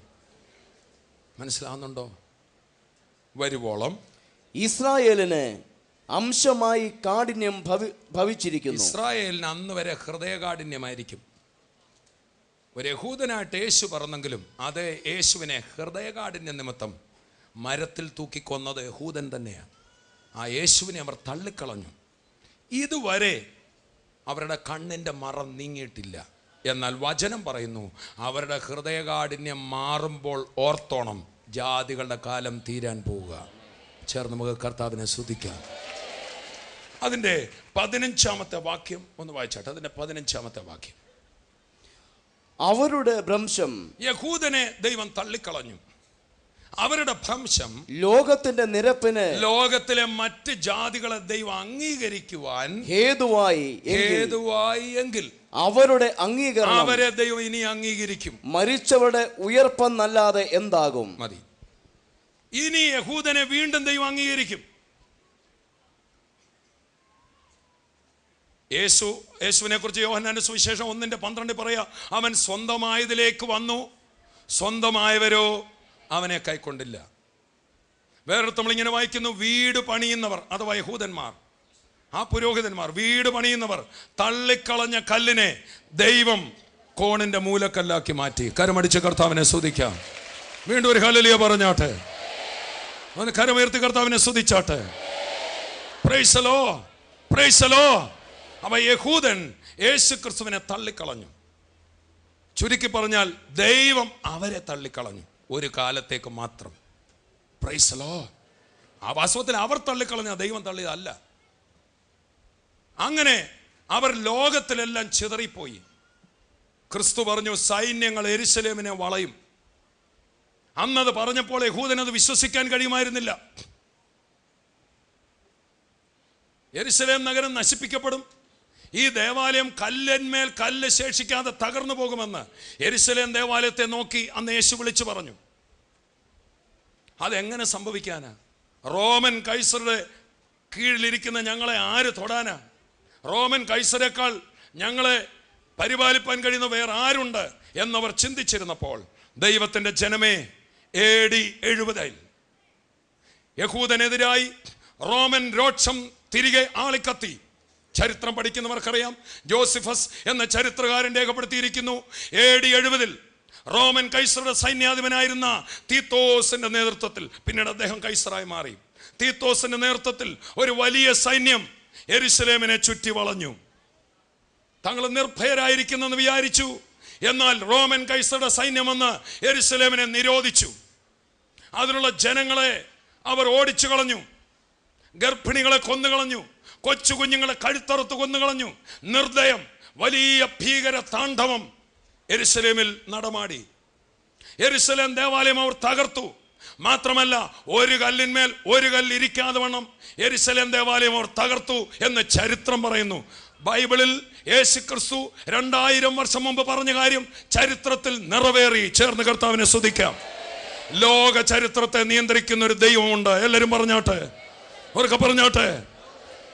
ലോക ചരിത്രത്തെ നിയന്ത്രിക്കുന്നത് ഒരു ഭരണാധികാരിയല്ല, ഒരു മത നേതാവല്ല, എന്നെ പോലെ ഒരു പ്രസംഗകനല്ല. ലോക ചരിത്രത്തെ നിയന്ത്രിക്കുന്നത് നസ്രായനാം യേശുവത്രേ. ചേർന്ന് നമുക്ക് കർത്താവിനെ സ്തുതിക്കാം. ഹല്ലേലൂയ. വീണ്ടും സമയം മുമ്പോട്ട് പോയിക്കൊണ്ടിരുന്നു. യേശു ക്രിസ്തു അന്നേ പറഞ്ഞു, ഈ ജനം മടങ്ങി വരും. നിങ്ങൾ പഠിച്ചാൽ ഈ യഹൂദൻ എല്ലാ കാലത്തും ഒരു പ്രവാസത്തിൻ്റെയും മടങ്ങിവരവിൻ്റെയും ജനമായിരുന്നു. അവർ കേവലം 70 പേരുള്ളപ്പോൾ, യാക്കോബിൻ്റെ മക്കളും അവരുടെ മക്കളും 70 പേരുള്ളപ്പോൾ അവരൊരിക്കൽ പ്രവാസത്തിലേക്ക് പോകേണ്ടി വന്നു. അത് ക്രിസ്തുവിന് ഏകദേശം 1700 വർഷങ്ങൾക്കപ്പുറം അവർ ഈജിപ്തിലേക്ക് പ്രവാസത്തിൽ പോയി. നമുക്കറിയാം, അവർ മിസ്രൈമിൽ അടിമകളായിരുന്നു. 1700 മുതൽ 1300 വരെയുള്ള 400 സംവത്സരം, സംവത്സരങ്ങൾ അവർ മിസ്രൈമിൽ അടിമകളായിരുന്നു. എന്നാൽ മോശയെ ദൈവം കൈകളിലെടുത്ത് മിസ്രൈമിലെ പ്രവാസത്തിൽ നിന്ന് 40 വർഷം കൊണ്ട് യഹൂദ മരുഭൂമിയും എന്ന് വേണ്ട പാരാൻ മരുഭൂമിയും ഈജിപ്ഷ്യൻ മരുഭൂമികളെല്ലാം കടന്ന്, യോർദാൻ കടന്ന്, ചെങ്കടൽ കടന്ന് ഈ ജനത്തെ ദൈവം അവർക്ക് വാഗ്ദത്തം ചെയ്ത ഭൂമിയിൽ കൊണ്ടിരുത്തി. Praise the lord, praise the lord. എന്നാൽ എപ്പോഴൊക്കെ ദൈവം അവരെ അനുഗ്രഹിച്ചോ അപ്പോഴൊക്കെ ഈ ജനം ദൈവത്തെ വിട്ട് മത്സരിച്ചു. സ്തോത്രം. അന്നേ ദൈവം പല പ്രവാചകന്മാരിലൂടെ അവരോട് പറഞ്ഞു, നിങ്ങളെ നമ്മൾ ആമോസിന്റെ പ്രവചനം വായിക്കുമ്പോൾ, യിരെമ്യാ പ്രവചനം 25-ാം അധ്യായം വായിക്കുമ്പോൾ, അതിൻ്റെ 11-12 വാക്യങ്ങൾ വായിക്കുമ്പോൾ, യിരെമ്യാ പ്രവചനം 25-ാം അധ്യായം 11-12 വാക്യങ്ങൾ വായിക്കുമ്പോൾ, ദാനിയേൽ പ്രവചനം, ആമോസിന്റെ പ്രവചനം 9-ാം അധ്യായം 2-ാം വാക്യം വായിക്കുമ്പോൾ, ഇവിടെയെല്ലാം വായിക്കുന്ന ഒരു കാര്യമുണ്ട്, ഈ ജനത്തെ ലോകരാജ്യങ്ങളിൽ ചെതറിപ്പോവും. ഒന്ന് വായിച്ചോട്ടെ, യിരെമ്യാ പ്രവചനം വന്നൊന്ന് വായിച്ചോട്ടെ, 25-ന്റെ 11-12. ഈ ദേശമൊക്കെയും ശൂന്യവും സ്തംഭനഹേതുവുമാകും. ഈ ജാതികൾ ബാബേൽ രാജാവിനെ 70 സംവത്സരം സേവിക്കും എന്ന് യഹോവയുടെ അരുളപ്പാട്. Price the Lord. അതുപോലെ ആമോസിന്റെ പ്രവചനം വായിക്കുമ്പോൾ 9:13 വാക്യം വായിക്കുമ്പോൾ ഈ ജനം വീണ്ടും മടങ്ങി വരും എന്ന് അവിടെ എഴുതിയിട്ടുണ്ട്. വായിച്ചാട്ടെ. ഉഴുന്നവൻ കൊയ്യുന്ന 9:14 വാക്യം. അപ്പോൾ ഞാൻ എൻ്റെ ജനമായ ഇസ്രായേലിന്റെ പ്രവാസികളെ മടക്കി വരുത്തും. അപ്പോൾ ഞാൻ എൻ്റെ ജനമായ ഇസ്രായേലിന്റെ പ്രവാസികളെ മടക്കി വരുത്തും. ദൈവം ആ ചരിത്രത്തെ നിയന്ത്രിക്കുന്ന എല്ലാവരും പറഞ്ഞാട്ടെ. യഹൂദൻ വിചാരിച്ചു തങ്ങളുടെ ബലം കൊണ്ട് നടക്കുമെന്ന്. നോ, ദൈവമാ ചെയ്യുന്നത്. അപ്പോൾ ഞാൻ എൻ്റെ ജനമായ ഇസ്രായേലിന്റെ പ്രവാസികളെ മടക്കി വരുത്തും. അടുത്ത വാക്യം. ശൂന്യമായി പോയിരുന്ന പട്ടണങ്ങളെ അവർ പണിത് പാർക്കുകയും ശൂന്യമായി പോയിരുന്ന പട്ടണങ്ങളെ അവർ പണിത് പാർക്കുകയും മുന്തിരിത്തോട്ടങ്ങൾ ഉണ്ടാക്കി അവയിലെ വീഞ്ഞ് കുടിക്കുകയും തോട്ടങ്ങൾ ഉണ്ടാക്കി അവയിലെ ഫലം അനുഭവിക്കുകയും ചെയ്യും. അടുത്ത വാക്യം. ഞാൻ അവരെ അവരുടെ ദേശത്ത് നടും. ഞാൻ അവർക്ക് കൊടുത്തിരിക്കുന്ന ദേശത്തു നിന്ന് അവരെ ഇനി പറിച്ചു കളയുകയില്ല എന്ന് നിന്റെ ദൈവമായ യഹോവ അരുളി ചെയ്യുന്നു. ചേർന്ന് കർത്താവിനെ സ്തുതിക്കാം. നമ്മൾ ആദ്യം വായിച്ച വാക്യം മറക്കരുത്. യേശു പറഞ്ഞു ഈ ജനത്തെ ലോകത്തിലെ രാജ്യങ്ങളിലെല്ലാം കൊണ്ട് പ്രവാസികളാക്കും. ലോക ചരിത്രം പഠിക്കുന്നവർക്കറിയാം. അങ്ങനെ യഹൂദൻ AD 70 അവരുടെ ദേവാലയം തകർന്ന് അവരുടെ രാജ്യം നഷ്ടപ്പെട്ട് AD 70 മുതൽ ഏകദേശം AD 130 വരെയുള്ള കാലഘട്ടം കൊണ്ട് അന്നത്തെ റോമൻ കൈസറുടെ പീഡനം സഹിക്കവയ്യാതെ യഹൂദൻ ലോകരാജ്യങ്ങളിലെല്ലാം ചെതറിപ്പോയി. ഏഷ്യൻ രാജ്യങ്ങളിലേക്ക് അവർ പോയി, യൂറോപ്യൻ രാജ്യങ്ങളിലേക്ക് അവർ പോയി, ആഫ്രിക്കൻ ദേശങ്ങളിലേക്ക് അവർ പോയി. നമുക്കറിയാം അന്ന് ചെതറിപ്പോയ യഹൂദനാണ് കൊച്ചിയിൽ മട്ടാഞ്ചേരിയിൽ വന്നു, കൊടുങ്ങല്ലൂർ വന്നു, ബോംബെയിൽ വന്നു, ഗോവയിൽ വന്നു, കൽക്കട്ടയിൽ വന്നു. യൂറോപ്യൻ രാജ്യങ്ങളിലെല്ലാം അവർ ചെന്നു, ആഫ്രിക്കൻ രാജ്യങ്ങളിൽ ചെന്നു. അവരുടെ രക്ഷാനായകനായ യേശുവിനെ അവർ തള്ളിക്കളഞ്ഞു. ഇവന്റെ രക്തം ഞങ്ങളുടെ മേലും ഞങ്ങളുടെ സന്തതിയുടെ മേലും വരട്ടെ, അവനെ ക്രൂശിക്ക എന്ന് അവർക്ക് പാല് കൊടുത്ത കൈ, അവർക്ക് സൗഖ്യം കൊടുത്ത കൈ, അവർക്ക് വേണ്ടി വിടുതലിനായി നീട്ടിയ കൈ അവർ വെട്ടി, അവർ കുത്തി തുളച്ചപ്പോൾ ദൈവത്തിന്റെ മക്കളെ അവർക്ക് ദൈവം കൊടുത്ത അനുഗ്രഹം അവർ തന്നെ തള്ളിക്കളഞ്ഞു. അതുകൊണ്ട് എന്ത് സംഭവിച്ചു? ലോക രാജ്യങ്ങളിൽ അവർ ചെതറിപ്പോയി. റഷ്യയിൽ അവർ പോയി, അമേരിക്കയിൽ നിങ്ങൾ ചെന്നാൽ അനേക യഹൂദന്മാരെ കാണാം. എന്നാൽ ദൈവത്തിന്റെ മക്കളെ യേശു ക്രിസ്തു പറഞ്ഞതുപോലെ ജാതികളുടെ കാലം തികയുവാൻ പോകുകയാ. എന്നെ കേൾക്കുന്ന സ്നേഹിത, രക്ഷിക്കപ്പെടാനുള്ള കാലം തികയാൻ പോകുക. സൗജന്യമായ രക്ഷയുടെ സമയം തീരാൻ പോവുകയാണ്. ഇനി കാലമുണ്ടാകില്ല. ദൈവത്തിന്റെ ക്ലാസ് അതിന്റെ അവസാനത്തെ പീരീഡും തീരാൻ പോകുകയാ. ചേർന്ന് കർത്താവിനെ സ്തുതിക്കാം. അതിനു മുമ്പായി നടക്കേണ്ട കാര്യം യേശു പറഞ്ഞു. ജാതികളുടെ കാലം തികയുമ്പോൾ വരെ ജാതികൾ യെരൂശലേം ചവിട്ടും. ആമോസ് പ്രവാചകൻ പറഞ്ഞു അവരെ ലോകരാജ്യങ്ങളിൽ നിന്ന് മടക്കി വരുത്തും. 2 തെസ്സലോനിക്ക ലേഖനത്തിൽ പൗലോസ് പറഞ്ഞു അവർ വീണ്ടും ദേവാലയം പണിയും, അവർ വീണ്ടും ഹോമയാഗവും പരിപാടികളോടെ നടത്തും. ഇന്നവർക്ക് ദേവാലയമില്ല. എന്നാൽ ചരിത്രത്തിലേക്ക് നമുക്കൊന്ന് തിരിഞ്ഞു നോക്കാം. ദൈവത്തിന്റെ കരം ചരിത്രത്തെ നിർണയിച്ചു. Praise the lord, praise the lord, praise the lord. ഞാൻ നിങ്ങളോട് പറയട്ടെ, യഹൂദന് അവരുടെ ദേശം സ്വന്തമായി ഇനി ആരുമില്ലാതെ ലഭിച്ചാലും ഈ ലോകത്തിന് തീ കൊണ്ട് ഒരു നാശമുണ്ട്. ഈ ലോകം ആരുടെയും നിത്യദേശമല്ല. ചേർന്ന് കർത്താവിനെ സ്തുതിക്കാം. അതുകൊണ്ടാണ് കർത്താവ് പറഞ്ഞത്, സ്വത്രം കൈകൊണ്ട് നിർമ്മിച്ചിട്ടില്ലാത്ത ഒരു വാസസ്ഥലം ഞാൻ നിങ്ങൾക്ക് ഒരുക്കാൻ പോകുന്നു. യുദ്ധമില്ലാത്ത, മുറവിളിയില്ലാത്ത, കണ്ണുനീരില്ലാത്ത, ബോംബില്ലാത്ത, മിസൈലില്ലാത്ത ഒരു രാജ്യം സ്ഥാപിക്കാൻ എൻ്റെ യേശു പോയിരിക്കുകയാണ്. ചേർന്ന് കർത്താവിനെ സ്തുതിക്കാം. ഈ ഭൂമിയിൽ ഇനി ആര് ഭരിച്ചാലും ഇവിടെ ശാശ്വതമായ ഒരു സമാധാനം ഉണ്ടാകുമെന്ന് ആരും കരുതണ്ട. എന്നാൽ ഇവിടെ ആയിരിക്കുമ്പോൾ തന്നെ ബോംബുകളുടെ മധ്യത്തിൽ, പ്രശ്നങ്ങളുടെ മധ്യത്തിൽ, പട്ടിണിയുടെ മധ്യത്തിൽ, ക്ഷാമത്തിന്റെ മധ്യത്തിൽ യേശു രാജാവായി എത്ര ഹൃദയങ്ങളിൽ ദൈവരാജ്യമുണ്ടോ ആ ഹൃദയങ്ങളിൽ സമാധാനവും സന്തോഷവും ഉണ്ടായിരിക്കും. ചേർന്ന് കർത്താവിനെ സ്തുതിക്കാം. ഇന്ന് ഹൃദയങ്ങളിൽ ദൈവരാജ്യം സ്ഥാപിക്കൂ. യേശു ഈ ലോകത്തിലെ ഒരു രാജാവിനെ അട്ടിമറിക്കില്ല. കൈസറിനെ അവൻ അട്ടിമറിച്ചില്ല. മറിച്ച് ഭാരതത്തെ യേശു അട്ടിമറിക്കില്ല. സുവിശേഷം ഭാരതത്തിന് നാശമല്ല, അനുഗ്രഹമായിരിക്കും. Praise the lord. യേശുക്രിസ്തു ഒരു ഈ ലോകത്തിലെ ഭരണം പിടിച്ചെടുക്കാൻ അല്ല വന്നത്. യേശുക്രിസ്തു പറഞ്ഞു, നിങ്ങൾ നിങ്ങളുടെ അധികാരികൾക്ക് വേണ്ടി പ്രാർത്ഥിപ്പീൻ, കരം കൊടുക്കുവീൻ, നിങ്ങളുടെ മന്ത്രിമാർക്ക് വേണ്ടി പ്രാർത്ഥിപ്പീൻ, രാജാക്കന്മാർക്ക് വേണ്ടി പ്രാർത്ഥിപ്പീൻ. സ്വത്രം കൈസർക്കുള്ളത് കൈസർക്ക് കൊടുക്കുവീൻ. ഞാൻ കൈസറെ അട്ടിമറിക്കാൻ വന്നതല്ല. എന്നാൽ ദുഷ്ടരാജാവായ പിശാച് ജനഹൃദയങ്ങളിൽ ഇട്ടിരിക്കുന്ന ഭരണം അവസാനിപ്പിച്ച് പാപത്തിന്റെ ചങ്ങലയിൽ നിന്നവരെ പൊട്ടിച്ച് ഹൃദയ സമാധാനമാകുന്ന ദൈവരാജ്യം ഈ ലോകത്ത് പകരുവാനത്രേ ഞാൻ വന്നിരിക്കുന്നത്. കരമടിച്ച് നമുക്ക് കർത്താവിനെ സ്തുതിക്കാം. Price the Lord. അങ്ങനെ ഹൃദയങ്ങളിൽ ഇന്ന് കർത്താവ് ദൈവരാജ്യം സ്ഥാപിക്കും. എന്നാൽ കർത്താവിൻ്റെ പ്രോഗ്രാം തീരാൻ പോകുകയാണ്. അതുകൊണ്ടാണ് യഹൂദൻ മടങ്ങി വരാൻ തുടങ്ങി. യഹൂദൻ മടങ്ങി വന്ന് ആ ബൈബിൾ പറയുന്ന പോലെ ചില പദ്ധതികൾ യെരൂശലേമിൽ നടന്നു കഴിയുമ്പോൾ കർത്താവ് താൻ ഗംഭീരനാദത്തോടെ വരും. അവരുടെ അംഗീകരണം മുമ്പേ വായിച്ചില്ലേ, റോമർ 11:15, അവരുടെ അംഗീകരണം മരിച്ചവരുടെ ഉയർപ്പെന്നല്ലാതെ എന്താവും? ലോകരാജ്യങ്ങളെല്ലാം ചെതറിപ്പോകും യഹൂദൻ എന്ന് യേശു പറഞ്ഞു. AD 70 മുതൽ ഏകദേശം AD 130 വരെയുള്ള കാലഘട്ടത്തിൽ ലോകത്തിലെ വിവിധ രാജ്യങ്ങളിൽ അവൻ ചെതറിപ്പോയി. കാലങ്ങൾ യെരൂശലേം ശൂന്യമായി കിടക്കുമെന്ന് പ്രവാചകൻ പറഞ്ഞതുപോലെ ഇസ്രായേൽ രാഷ്ട്രം ശൂന്യമായി കിടന്നു. ഒടുവിൽ 18-ാം നൂറ്റാണ്ടിൻ്റെ ഒടുവിൽ 19-ാം നൂറ്റാണ്ട് ആ കാലഘട്ടത്തിൽ തുർക്കിയിലെ സുൽത്താൻ്റെ കീഴിൽ ആ രാജ്യം കിടക്കുമ്പോൾ അന്ന് അവിടെ സന്ദർശിച്ച ഒരു ചരിത്രകാരൻ പറയുന്നത് കേവലം 500 യഹൂദ കുടുംബങ്ങൾ മാത്രമേ അന്ന് ഇസ്രായേലിലുണ്ടായിരുന്നുള്ളൂ. ആമേൻ. 1800കളുടെ ആദ്യം ഇസ്രായേൽ സന്ദർശിച്ച ഒരു ചരിത്രകാരൻ പറയണ കേവലം 500 കുടുംബങ്ങളിൽ താഴെ മാത്രമേ അവിടെ ഉണ്ടായിരുന്നുള്ളൂ. എന്നാൽ യേശു പറഞ്ഞത് മാറത്തില്ല. സ്തോത്രം. ലോകരാജ്യങ്ങളിലുള്ള യഹൂദൻ വീണ്ടും മടങ്ങി എങ്ങനെ വരും? അസംഘടിതരായ, തമ്മിൽ ചേർക്കാൻ ആളില്ലാതെ ലോകരാജ്യങ്ങളിൽ പല രാഷ്ട്രങ്ങളിൽ പല ഭാഷക്കാരായി തലമുറകളായി 1-2 വർഷമല്ല, ഏകദേശം 10,500-ൽ പരം വർഷം വേറെ ഭാഷ പഠിച്ച് വേറെ രാജ്യങ്ങളിൽ അവിടുത്തെ സംസ്കാരവുമായി ഇഴുകിപ്പോയ ഒരു ജനത്തെ എങ്ങനെ 1500 കൊല്ലം കഴിഞ്ഞ് വീണ്ടും കൂട്ടിച്ചേർക്കും? ഞാൻ നിങ്ങളോട് ചോദിക്കട്ടെ, നമ്മുടെ രാജ്യത്ത് നിന്ന് 50 കൊല്ലം മുമ്പ് അമേരിക്കയിൽ പോയ ഒരാളെ മടക്കി വരുത്താവോ? ആരും ഇങ്ങോട്ട് വരില്ല.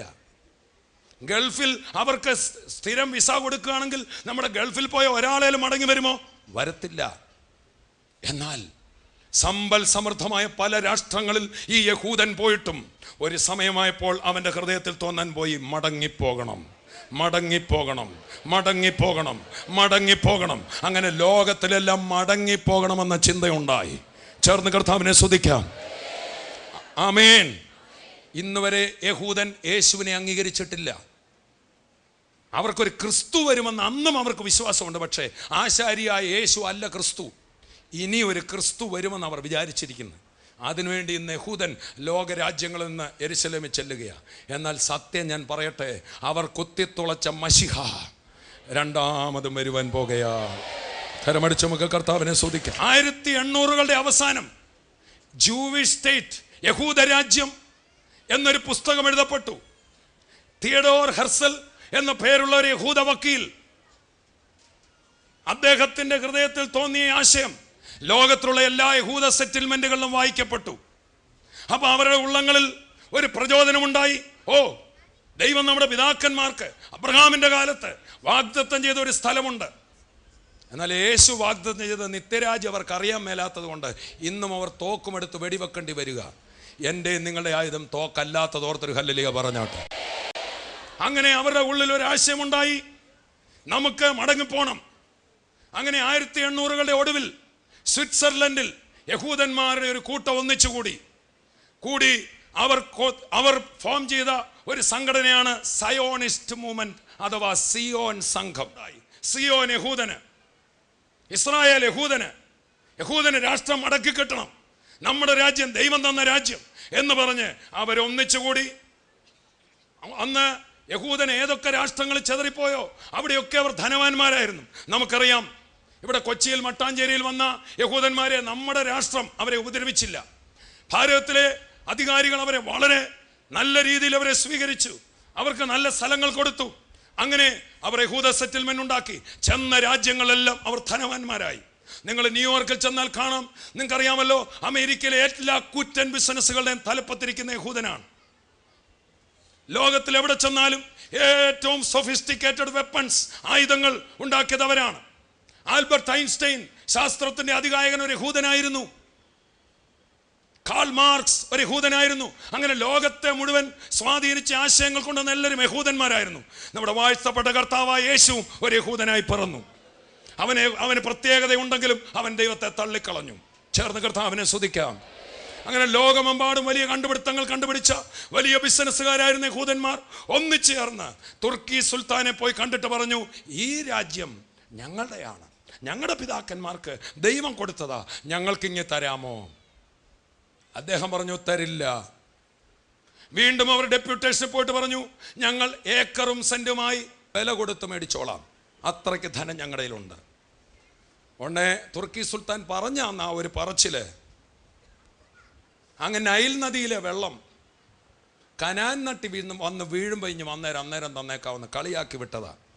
എന്ന് പറഞ്ഞാൽ നമ്മളെ ഇന്ത്യൻ മഹാസമുദ്രത്തിലെ വെള്ളം കാശ്മീരിൽ ചെന്ന് വീഴുന്ന കാലത്ത് വന്നേക്കാൻ പറഞ്ഞാൽ സ്തോത്രം. എന്നാൽ അദ്ദേഹം പറഞ്ഞ വാക്ക് അറം പറ്റുന്ന പോലെ നൈൽ നദിയിലെ വെള്ളം കനാൻ നാട്ടിൽ വീഴാൻ ദൈവം വഴിയൊരുക്കി. തിയഡോർ ഹെർസലിന്റെ ബുക്കിൽ വലിയ ഉത്തേജനമുണ്ട്. ആ സിയോൻ സംഘം കൂടി അവരിങ്ങനെ പറഞ്ഞു, തുർക്കി സുൽത്താൻ എന്നാണ് അവിടെ വാഴുന്നത്. അന്ന് കേവലം 500 ദരിദ്ര യഹൂദന്മാരുടെ കുടുംബങ്ങൾ മാത്രമാണ് അവിടെ താമസിക്കുന്നത്. ഒരു സഞ്ചാരകൻ അതിനെക്കുറിച്ച് പറഞ്ഞിരിക്കുന്നു, നമുക്ക് തുർക്കി സുൽത്താനെ കാണണം, ഞങ്ങളുടെ രാജ്യം ഞങ്ങൾക്ക് മടക്കി തരുമോ? 19 നൂറ്റാണ്ടുകളായി ഡിസലേറ്റ് ആയിട്ട് കിടന്ന, മരുഭൂമി പോലെ കിടന്ന ഞങ്ങളുടെ രാജ്യം ഞങ്ങൾക്ക് മടക്കി തരുമോ? എന്തിനാ ഇവർ ഈ മരുഭൂമി വാങ്ങാൻ പോകുന്നത്? ഇന്ത്യയിൽ നിങ്ങൾക്ക് നല്ല ബിസിനസ് ഇല്ലേ? അമേരിക്കയിൽ നിങ്ങൾക്ക് നല്ല ബിസിനസ് ഇല്ലേ? യൂറോപ്പിൽ നിങ്ങൾ ഉന്നതന്മാരല്ലേ? നിങ്ങളല്ലേ ലോകത്തെ കെടുകട ഉറപ്പിച്ചവർ? പിന്നെന്തിനാ മരുഭൂമിക്കായി പോകുന്നു? എന്തിനെന്ന് ഞാൻ പറയാം. മശിഹ വരണമെങ്കിൽ അവരവിടെ ചെന്നയൊക്കത്തുള്ളൂ. ചേർന്ന് കർത്താവിനെ സ്തുതിക്കാം. അവർ തള്ളിക്കളഞ്ഞ മശിഹായെ അവർ ഇനി വിളിക്കാൻ പോവുക. മനസ്സിലാവുന്നുണ്ടല്ലോ? യേശു ഇനി വരുന്ന നിങ്ങളെ എന്നെ ചേർക്കാനാ. അന്ന് യഹൂദൻ പോകത്തില്ല. ചേർന്ന് കർത്താവിനെ സ്തുതിക്കാം. എന്നാൽ പണ്ട് യഹൂദൻ നിലവിളിച്ചതുപോലെ ഇന്ന് വിലാപമതിലിൽ തലയടിച്ച് കരയുക, അവരുടെ ദേവാലയം പണിയുവാൻ. എന്നാൽ ദേവാലയമല്ല നിങ്ങൾക്ക് വേണ്ടത്, ദേവാലയത്തെക്കാൾ വലിയൊരുവനുണ്ട്. നിങ്ങൾ തള്ളിക്കളഞ്ഞ മശിഹായെ നിങ്ങൾ വിളിക്കും. ചേർന്ന് കർത്താവിനെ സ്തുതിക്കാം. അന്ന് ലോകത്തെ 7 കൊല്ലം മഹാപീഡനം ഉണ്ടാകും. എന്തുണ്ടാകും? മഹോപദ്രവകാലം. അതിനുമിടെ എനിക്കൊന്നും ആരും നഷ്ടപ്പെടരുത്. യേശുവിനെ നിങ്ങൾ ഇന്ന് വിളിച്ചാൽ അവിടെ പോകത്തില്ല. അന്ന് 666 എന്ന മുദ്ര നെറ്റിമേലോ കൈമേലോ ഇല്ലാത്തവന് ഇന്ന് ക്രെഡിറ്റ് കാർഡ് കൊണ്ട് നടക്കുന്ന പോലെ നിങ്ങളുടെ കയ്യിൽ ഒരു കമ്പ്യൂട്ടർ ചിപ്പില്ലെങ്കിൽ നിങ്ങൾക്ക് ഒരു കടയിൽ നിന്ന് ഒന്നും വാങ്ങാൻ മേലാത്ത സ്ഥിതി വരും. ഒരു ദുഷ്ടരാജാവ് ലോകത്തെ ഭരിക്കും. എന്നാൽ സ്വത്രം എതിർ ക്രിസ്തുവിനെയല്ല, യഥാർത്ഥ ക്രിസ്തുവിനെയും നമുക്ക് സൗജന്യമായി ലഭിച്ചിരിക്കാൻ ഒരു ഹല്ലേലൂയ പറഞ്ഞാട്ടെ. ഇത് തന്നെ സുപ്രസാദകാലം കൈകൊടുത്ത് പറഞ്ഞാട്ടെ. ദൈവത്തിന്റെ വചനം പറയുന്നു, ആ പ്രതികാരകാലം വ്രതന്മാർക്ക് പോലും സഹിക്കാനൊക്കത്തില്ല. ആ പ്രതികാരകാലം ചുരുങ്ങിയില്ലെങ്കിൽ ആരും രക്ഷിക്കപ്പെടത്തില്ല. ലോകാരംഭം മുതൽ ഇന്ന് വരെ ഉണ്ടായിട്ടില്ലാത്ത മഹാപ്രതികാരകാലം അന്നുണ്ടാകും എന്ന് ദൈവത്തിന്റെ വചനം പറയുന്നു. ചേർന്ന് കർത്താവിനെ സ്തുതിക്കാം. വീണ്ടും ഒരു ഹല്ലേലൂയ പറഞ്ഞാട്ടെ. അതിനു മുമ്പായി സഭയെ കർത്താവ് ചേർക്കും. എന്നാൽ യഹൂദൻ അതിലൂടെ കടന്നു പോകും. അന്ന് അവൻ വിളിക്കും, മശിഹായെ എന്ന് വിളിക്കും. അന്ന് അവർക്ക് വേണ്ടി യേശു വീണ്ടും വരും. അന്നും അവൻ്റെ കയ്യിൽ മുറിവുകൾ കാണും. അന്ന് സഖരിയ പ്രവചനം 12-ാം അധ്യായത്തിൽ പറയുന്നത് പോലെ അവർ കുത്തിയിട്ടുള്ളവങ്കിലേക്ക് നോക്കും. ഹല്ലേലൂയ പറഞ്ഞാട്ടെ. സഖരിയ പ്രവചനം 12-ാം അധ്യായത്തിൽ പറയുന്ന പോലെ യഹൂദന്മാർ ഓടി വന്ന് ഒലിവുമലയിൽ ഇറങ്ങി വരുന്ന യേശുവിൻ്റെ കൈകളിൽ നോക്കും. അവർ ചോദിക്കും, നിന്റെ കൈകളിൽ കാണുന്ന മുറിവുകൾ എന്താണ്? വാക്യം വായിക്കാൻ എനിക്ക് സമയമില്ല. സഖരിയാവ് 12. ഉടനെ കർത്താവ് അവരോട് പറയും, എന്നെ സ്നേഹിക്കുന്നവരുടെ വീട്ടിൽ വന്നപ്പോൾ അവരെന്നെ അടിച്ച മുറിവുകളാണിത്. ഹല്ലേലൂയ. അവർ തള്ളിക്കളഞ്ഞ, അവർ മീശ പിടിച്ചു പഴുത, അവർ കാർക്കിച്ചു തുപ്പിയ, ഓ ഞങ്ങളുടെ പിതാക്കന്മാർ തള്ളിക്കളഞ്ഞ ഇവൻ തന്നെ ആയിരുന്നല്ലോ ഞങ്ങളുടെ മശിഹ. പൗലോസ് പറയുന്നു, അങ്ങനെ യഹൂദൻ മുഴുവൻ രക്ഷിക്കപ്പെടും. യഹൂദൻ മുഴുവൻ ക്രൈസ്തനെ അംഗീകരിക്കും. കരമടിച്ച് നമുക്ക് കർത്താവിനെ സ്തുതിക്കാം. ഹല്ലേലൂയ പറഞ്ഞാട്ടെ. ദൈവത്തിന്റെ മക്കളെ, അതിന്റെ തുടക്കമാ ലോകത്ത് കണ്ടുകൊണ്ടിരിക്കുന്നത്. സ്തോത്രം, സ്തോത്രം. യഹൂദന്മാരുടെ ഇടയിൽ ഒരു വലിയ ചലനമുണ്ടായി. അവരൊന്നിച്ചുകൂടി നമുക്ക് മടങ്ങിപ്പോകണമെന്ന് അവർ തീരുമാനിച്ചു. അവരാലോചന യോഗങ്ങൾ നടത്തി. അവരൊന്നിച്ച് തുർക്കി സുൽത്താൻ്റെ അടുക്ക് ചെന്ന് ചോദിച്ചു. അവർ നിരാശിതരായില്ല. വാഗ്ദത്തം ചെയ്ത ദൈവം കാര്യങ്ങൾ ചെയ്തെടുക്കും. ഒന്നാം ലോകമഹായുദ്ധം പൊട്ടിപ്പുറപ്പെട്ടു. സഖ്യകക്ഷികൾ പരാജയപ്പെടുവാൻ തുടങ്ങി. സ്തോത്രം. അന്ന് യഹൂദനായ ഒരു സയന്റിസ്റ്റ് ഉണ്ടായിരുന്നു. അദ്ദേഹത്തിൻ്റെ പേര് വീസ്മാൻ. അദ്ദേഹം ലോകത്തിലെ ആദ്യത്തെ ബോംബ് കണ്ടുപിടിച്ചു. സ്ഫോടക വസ്തു ട്രൈ നൈട്രോടോളുവിൻ, TNT. തൊട്ടാൽ അത് പൊട്ടും. അതുകൊണ്ട് തന്നെ ആ ബോംബ് ഉപയോഗിക്കാൻ ബുദ്ധിമുട്ടായിരുന്നു. ആ മനുഷ്യൻ പ്രാർത്ഥിച്ചെന്ന ചില ചരിത്രങ്ങൾ പറയുന്നു. പ്രാർത്ഥിച്ചപ്പോൾ ഇയ്യോബിൻ്റെ പുസ്തകത്തിലെ ഒരു വചനം അദ്ദേഹത്തിന് വെളിപ്പെടുത്തി. നീ മഞ്ഞിൻ്റെ ഭണ്ഡാരത്തോളം ചെന്നിട്ടുണ്ടോ? അങ്ങനെ താൻ പിറ്റേന്ന് വേഗം എഴുന്നേറ്റ് ലാബിൽ ചെന്നു. താൻ ഉണ്ടാക്കിയ ട്രൈ നൈട്രോടോളുവിന് ഇങ്ങനെ അനക്കിയാൽ പൊട്ടിത്തെറിക്കും. താനത് മഞ്ഞിനകത്ത് പൊതിഞ്ഞു വെച്ച് നോക്കി. ഒരു എറിഞ്ഞാലും പൊട്ടത്തില്ല. അങ്ങനെ ബൈബിളിൽ നിന്ന് അദ്ദേഹത്തിന് വെളിപ്പെട്ടു. ഇത് സ്തോത്രം ബിലോ റൂം ടെമ്പറേച്ചറിൽ താഴെ ശീതീകരിച്ച് കഴിയുമ്പോൾ അത് പൊട്ടത്തില്ല.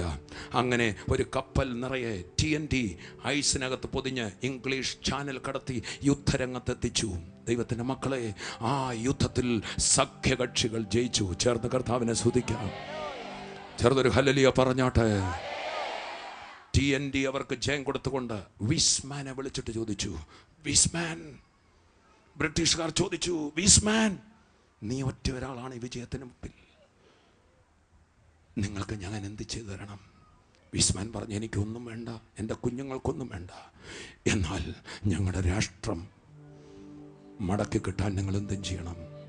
അന്ന് സൂര്യൻ അസ്തമിക്കാത്ത രാഷ്ട്രമായിരിക്കുന്ന ബ്രിട്ടീഷ് സാമ്രാജ്യം ഇങ്ങനെ പറഞ്ഞു, യഹൂദ രാജ്യം യഹൂദന്. ആ വിളംബരത്തിനാണ് ബാൽഫർ വിളംബരം. ബാൽഫർ എന്ന് പറയുന്ന ആൾ മുഖേന നടത്തിയ വിളംബരത്തിന് എന്ത് പറഞ്ഞു? ചരിത്രം പറഞ്ഞു, ബാൽഫർ വിളംബരത്തിൽ കൂടെ യഹൂദന് സംസ്ഥാനം കൊടുക്കുവാൻ ഉത്തരവായി.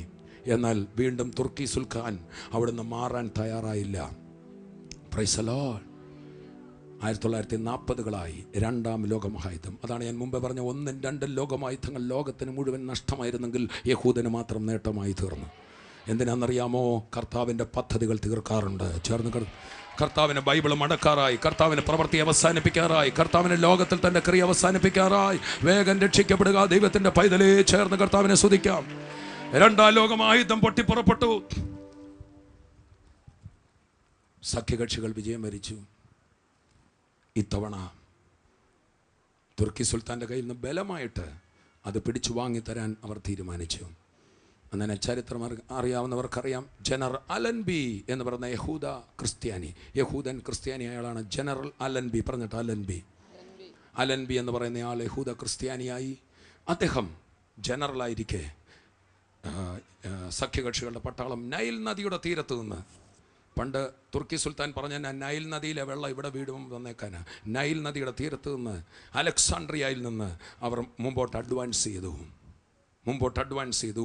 കനാനിലേക്ക് പോകുന്ന വഴിത്ത് മരുഭൂമിയിൽ പട്ടാളക്കാർക്ക് വെള്ളം കിട്ടുവാൻ ചരിത്രം പറയുന്നത് നൈൽ നദിയിൽ നിന്ന് പമ്പ് വെച്ച് മൈല് കണക്കിന് നീളത്തിൽ വെള്ളം കനാൻ നാട്ടിൽ വന്നു വീണു. തൻ്റെ വാക്കുകൾ അറം പറ്റുന്ന പോലെ ദൈവത്തിൻ്റെ മക്കളെ, പട്ടാളം കടന്നു വന്നു. ചരിത്രം പറയുന്നു, അലൻബി ദൈവത്തോട് പ്രാർത്ഥിച്ചു, ദൈവമേ, ജെറുസലേം നഗരത്തിനെതിരെ ഒരൊറ്റ വെടി ഉതിർക്കാതെ എനിക്ക് പട്ടണം പിടിക്കാൻ കൃപ തരണം.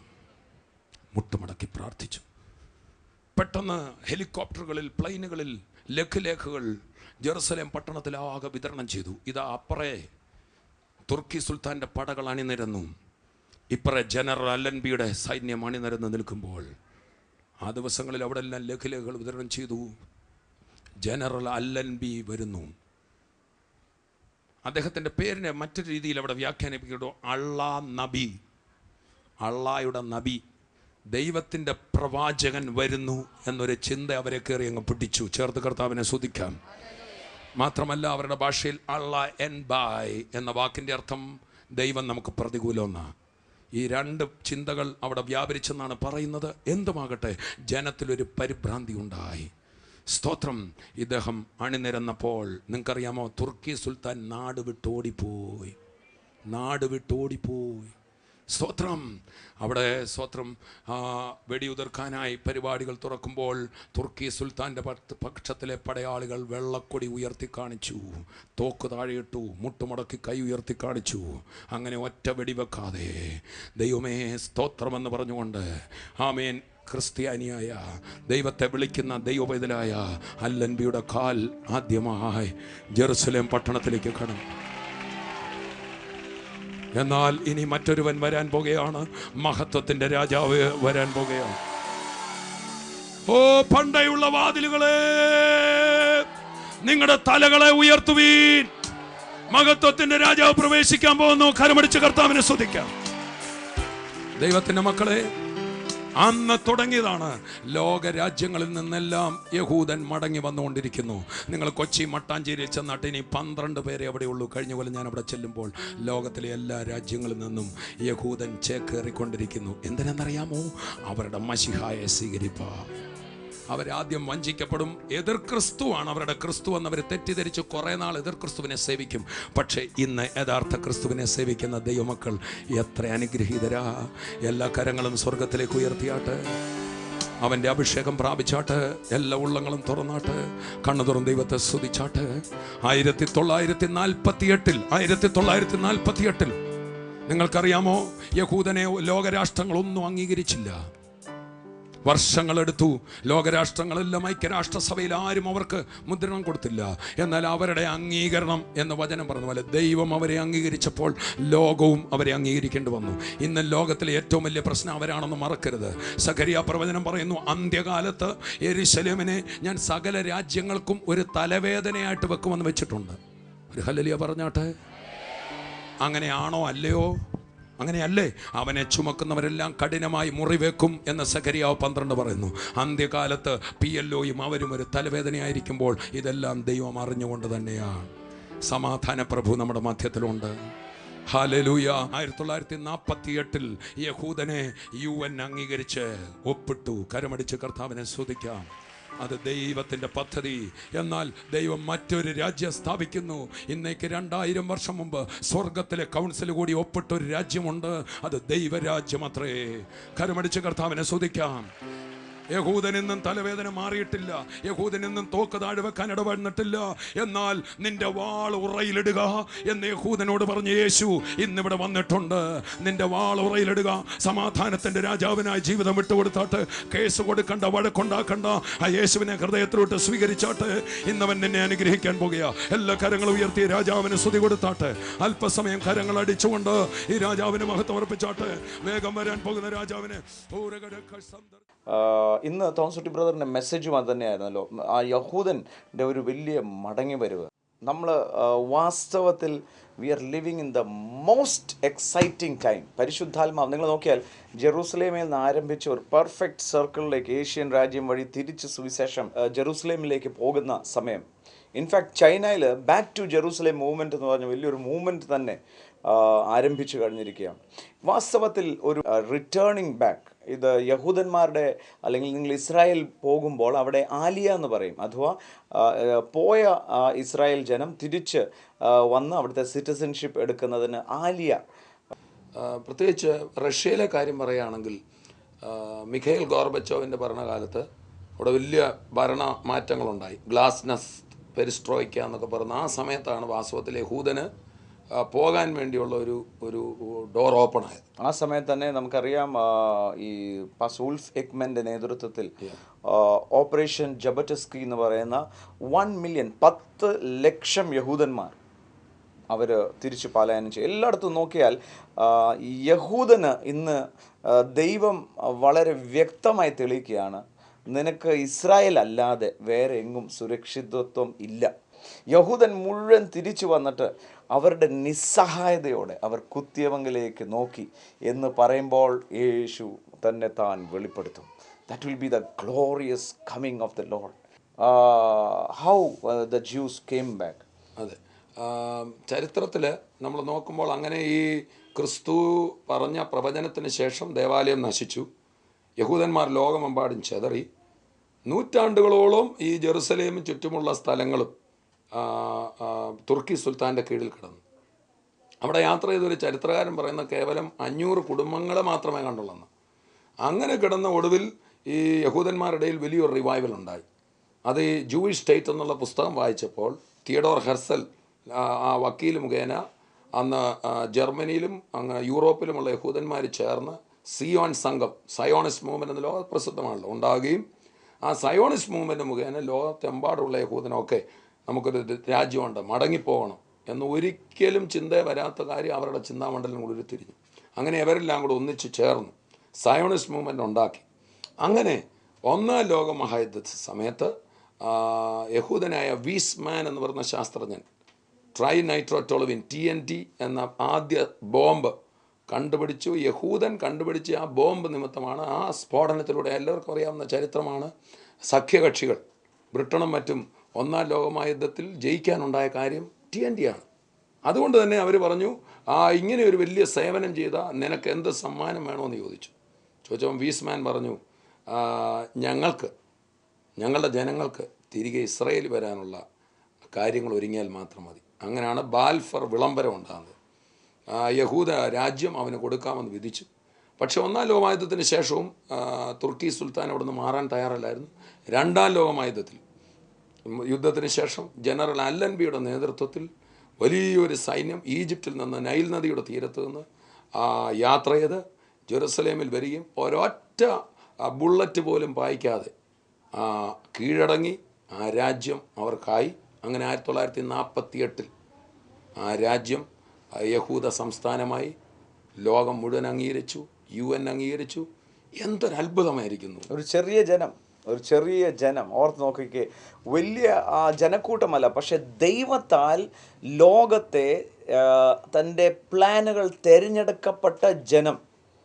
അതുകൊണ്ടാണ് ആദ്യമേ ഈ അന്ത്യകാല സംഭവങ്ങളെക്കുറിച്ച് പറഞ്ഞപ്പോൾ പറഞ്ഞത്, ദ ജൂ is the clock of the world. അവൻ്റെ സൂചി എങ്ങോട്ടാണ് പോകുന്നതെന്ന് കണ്ടാൽ അറിയാം ലോകത്തിൻ്റെ അന്ത്യം എങ്ങോട്ടായി പോയിക്കൊണ്ട്. ദൈവം എന്താ ഇനി ചെയ്യാൻ പോകുന്നതെന്ന് അറിയണമെങ്കിൽ യഹൂദൻ ഇനി എന്താ സംഭവിക്കുന്നത് മാത്രം നോക്കിയാൽ മതി. ജസ്റ്റ് ഇമാജിൻ, ഇമ്പോസിബിൾ ആയിരുന്നു. ഒരു യഹൂദന് ഒരു രാജ്യം കിട്ടുമെന്ന് പറഞ്ഞാൽ സാധിക്കത്തില്ല. നമ്മുടെ ബുദ്ധിയിൽ ചിന്തിച്ചാൽ അത് അസാധ്യമാണെങ്കിൽ ആകാശവും ഭൂമിയും മാറിയാലും ഈ ദൈവവചനം മാറിപ്പോകത്തില്ല. അതിനുശേഷമാണ് യഹൂദൻ ക്രൈസ്റ്റിന് വേണ്ടി അവർ നിലവിളിക്കുമ്പോൾ അവർ പ്രതീക്ഷിക്കാത്ത ആളാണ് ക്രൈസ്റ്റ്, ഞങ്ങൾ ക്രൂശിച്ചവനായിരുന്നല്ലോ ക്രൈസ്റ്റ് എന്ന് മനസ്സിലാവും. അപ്പോൾ യേശു ക്രിസ്തുവിനെ അന്നവർ അടിച്ചു, അന്നവർ മുറിവേൽപ്പിച്ചു. യഹൂദന്മാർ തന്നെ അവനെ തള്ളിക്കളഞ്ഞു. എന്നാൽ അതേ ക്രൈസ്റ്റ് ലോകത്തിൽ നമുക്കെല്ലാവർക്കും വേണ്ടിയുള്ള സാൽവേഷൻ പീരീഡ് ഇപ്പോൾ പിന്നീട് അവർക്ക് വേണ്ടി വീണ്ടും കടന്നു വരും. ഓർത്ത് നോക്കിക്കുക, എന്തൊരു മഹാഭാഗ്യമാണ് നിങ്ങൾക്കും എനിക്കും. യേശു ഇങ്ങനെയാണ് പറഞ്ഞത്, പല രാജാക്കന്മാരും പ്രവാചകന്മാരും കാണാൻ ആഗ്രഹിച്ച കാലം, ആ കാലത്താണ് നിങ്ങളും ഞാനും ജീവിക്കുന്നത്.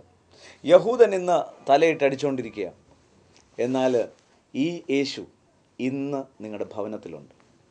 വീണ്ടും ഞാൻ ആവർത്തിക്കാം, ഒരു കാര്യം വളരെ വ്യക്തമായി പറയാം, ഏറ്റവും വലിയ അനുഗ്രഹം തൻ്റെ രക്ഷകനെ കണ്ടുമുട്ടുക എന്നുള്ളതാണ്.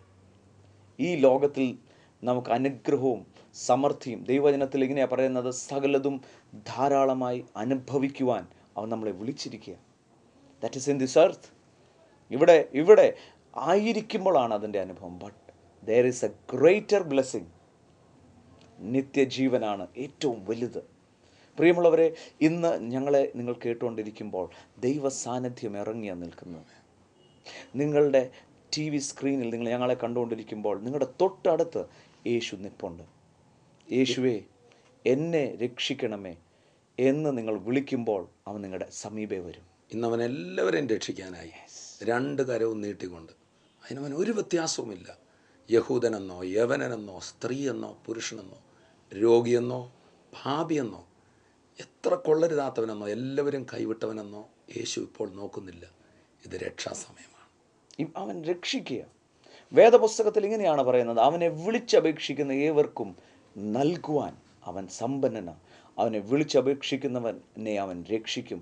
ഈ ലോകത്തിൽ നിങ്ങളുടെ അവസ്ഥ മാറ്റുന്നത് മാത്രമല്ല, വരുവാനിരിക്കുന്ന ലോകത്തിൽ നിത്യജീവനും സൗജന്യമാണ്.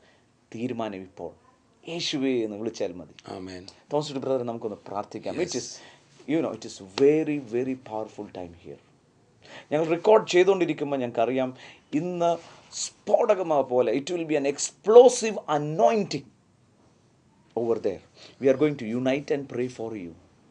എന്നാൽ പ്രാർത്ഥിക്കുന്ന മുമ്പേ ഒരു പ്രാവശ്യം യേശുവേ എന്നെ രക്ഷിക്കണമേ എന്ന് വിളിക്കുമ്പോൾ God is going to touch you. ആമേൻ. യഹൂദൻ എന്നും രക്ഷകനെ അന്വേഷിച്ച് നിൽക്കുമ്പോൾ എന്തൊരു മഹാഭാഗ്യമാ രക്ഷകനെ നാം കണ്ടുമുട്ടിയിരിക്കുന്നു. നമ്മുടെ കണ്ണുകളെ അടയ്ക്കാം, പ്രാർത്ഥിക്കാം. പിതാവേ, ഞങ്ങൾ ഒരു മനസ്സോടെ ഇന്ന് പ്രാർത്ഥിക്കുമ്പോൾ Yes, Lord. ഇന്ന് യേശുവിനെ കണ്ടുമുട്ടിയവർക്കായി അങ്ങേ സ്തുതിക്കുന്നു. നിന്റെ വചനത്തിൽ പറയുന്നു, ഒരു വ്യക്തി പോലും നശിക്കാതിരിക്കാൻ. That no man should perish, you came here, my Lord. യേശു ക്രിസ്തുവിൻ്റെ നാമത്തിൽ ഇന്ന് നിന്റെ നാമത്തെ വിളിച്ചപേക്ഷിക്കുന്നവരെ നീ അനുഗ്രഹിക്കുന്നതേക്കായി സ്തോത്രം. യേശു ക്രിസ്തുവിൻ്റെ നാമത്തിൽ ഇപ്പോൾ തന്നെ ഞങ്ങൾ അധികാരമെടുക്കുന്നു. ശരീരത്തിൻ്റെ എല്ലാ രോഗങ്ങളും മാറട്ടെ. യേശു ക്രിസ്തുവിൻ്റെ നാമത്തിൽ ശക്തമായ അഭിഷേകം, ശക്തമായ അഭിഷേകം, ശക്തമായ ദൈവിക സാന്നിധ്യം ഓരോ ഭവനങ്ങളിൽ പ്രവേശിക്കട്ടെ. യേശുവിൻ്റെ നാമത്തിൽ അങ്ങയുടെ നാമം വിളിച്ചപേക്ഷിക്കുന്ന ഏവനും രക്ഷിക്കപ്പെടും എന്ന് അവിടുന്ന് പറഞ്ഞിട്ടുണ്ട്.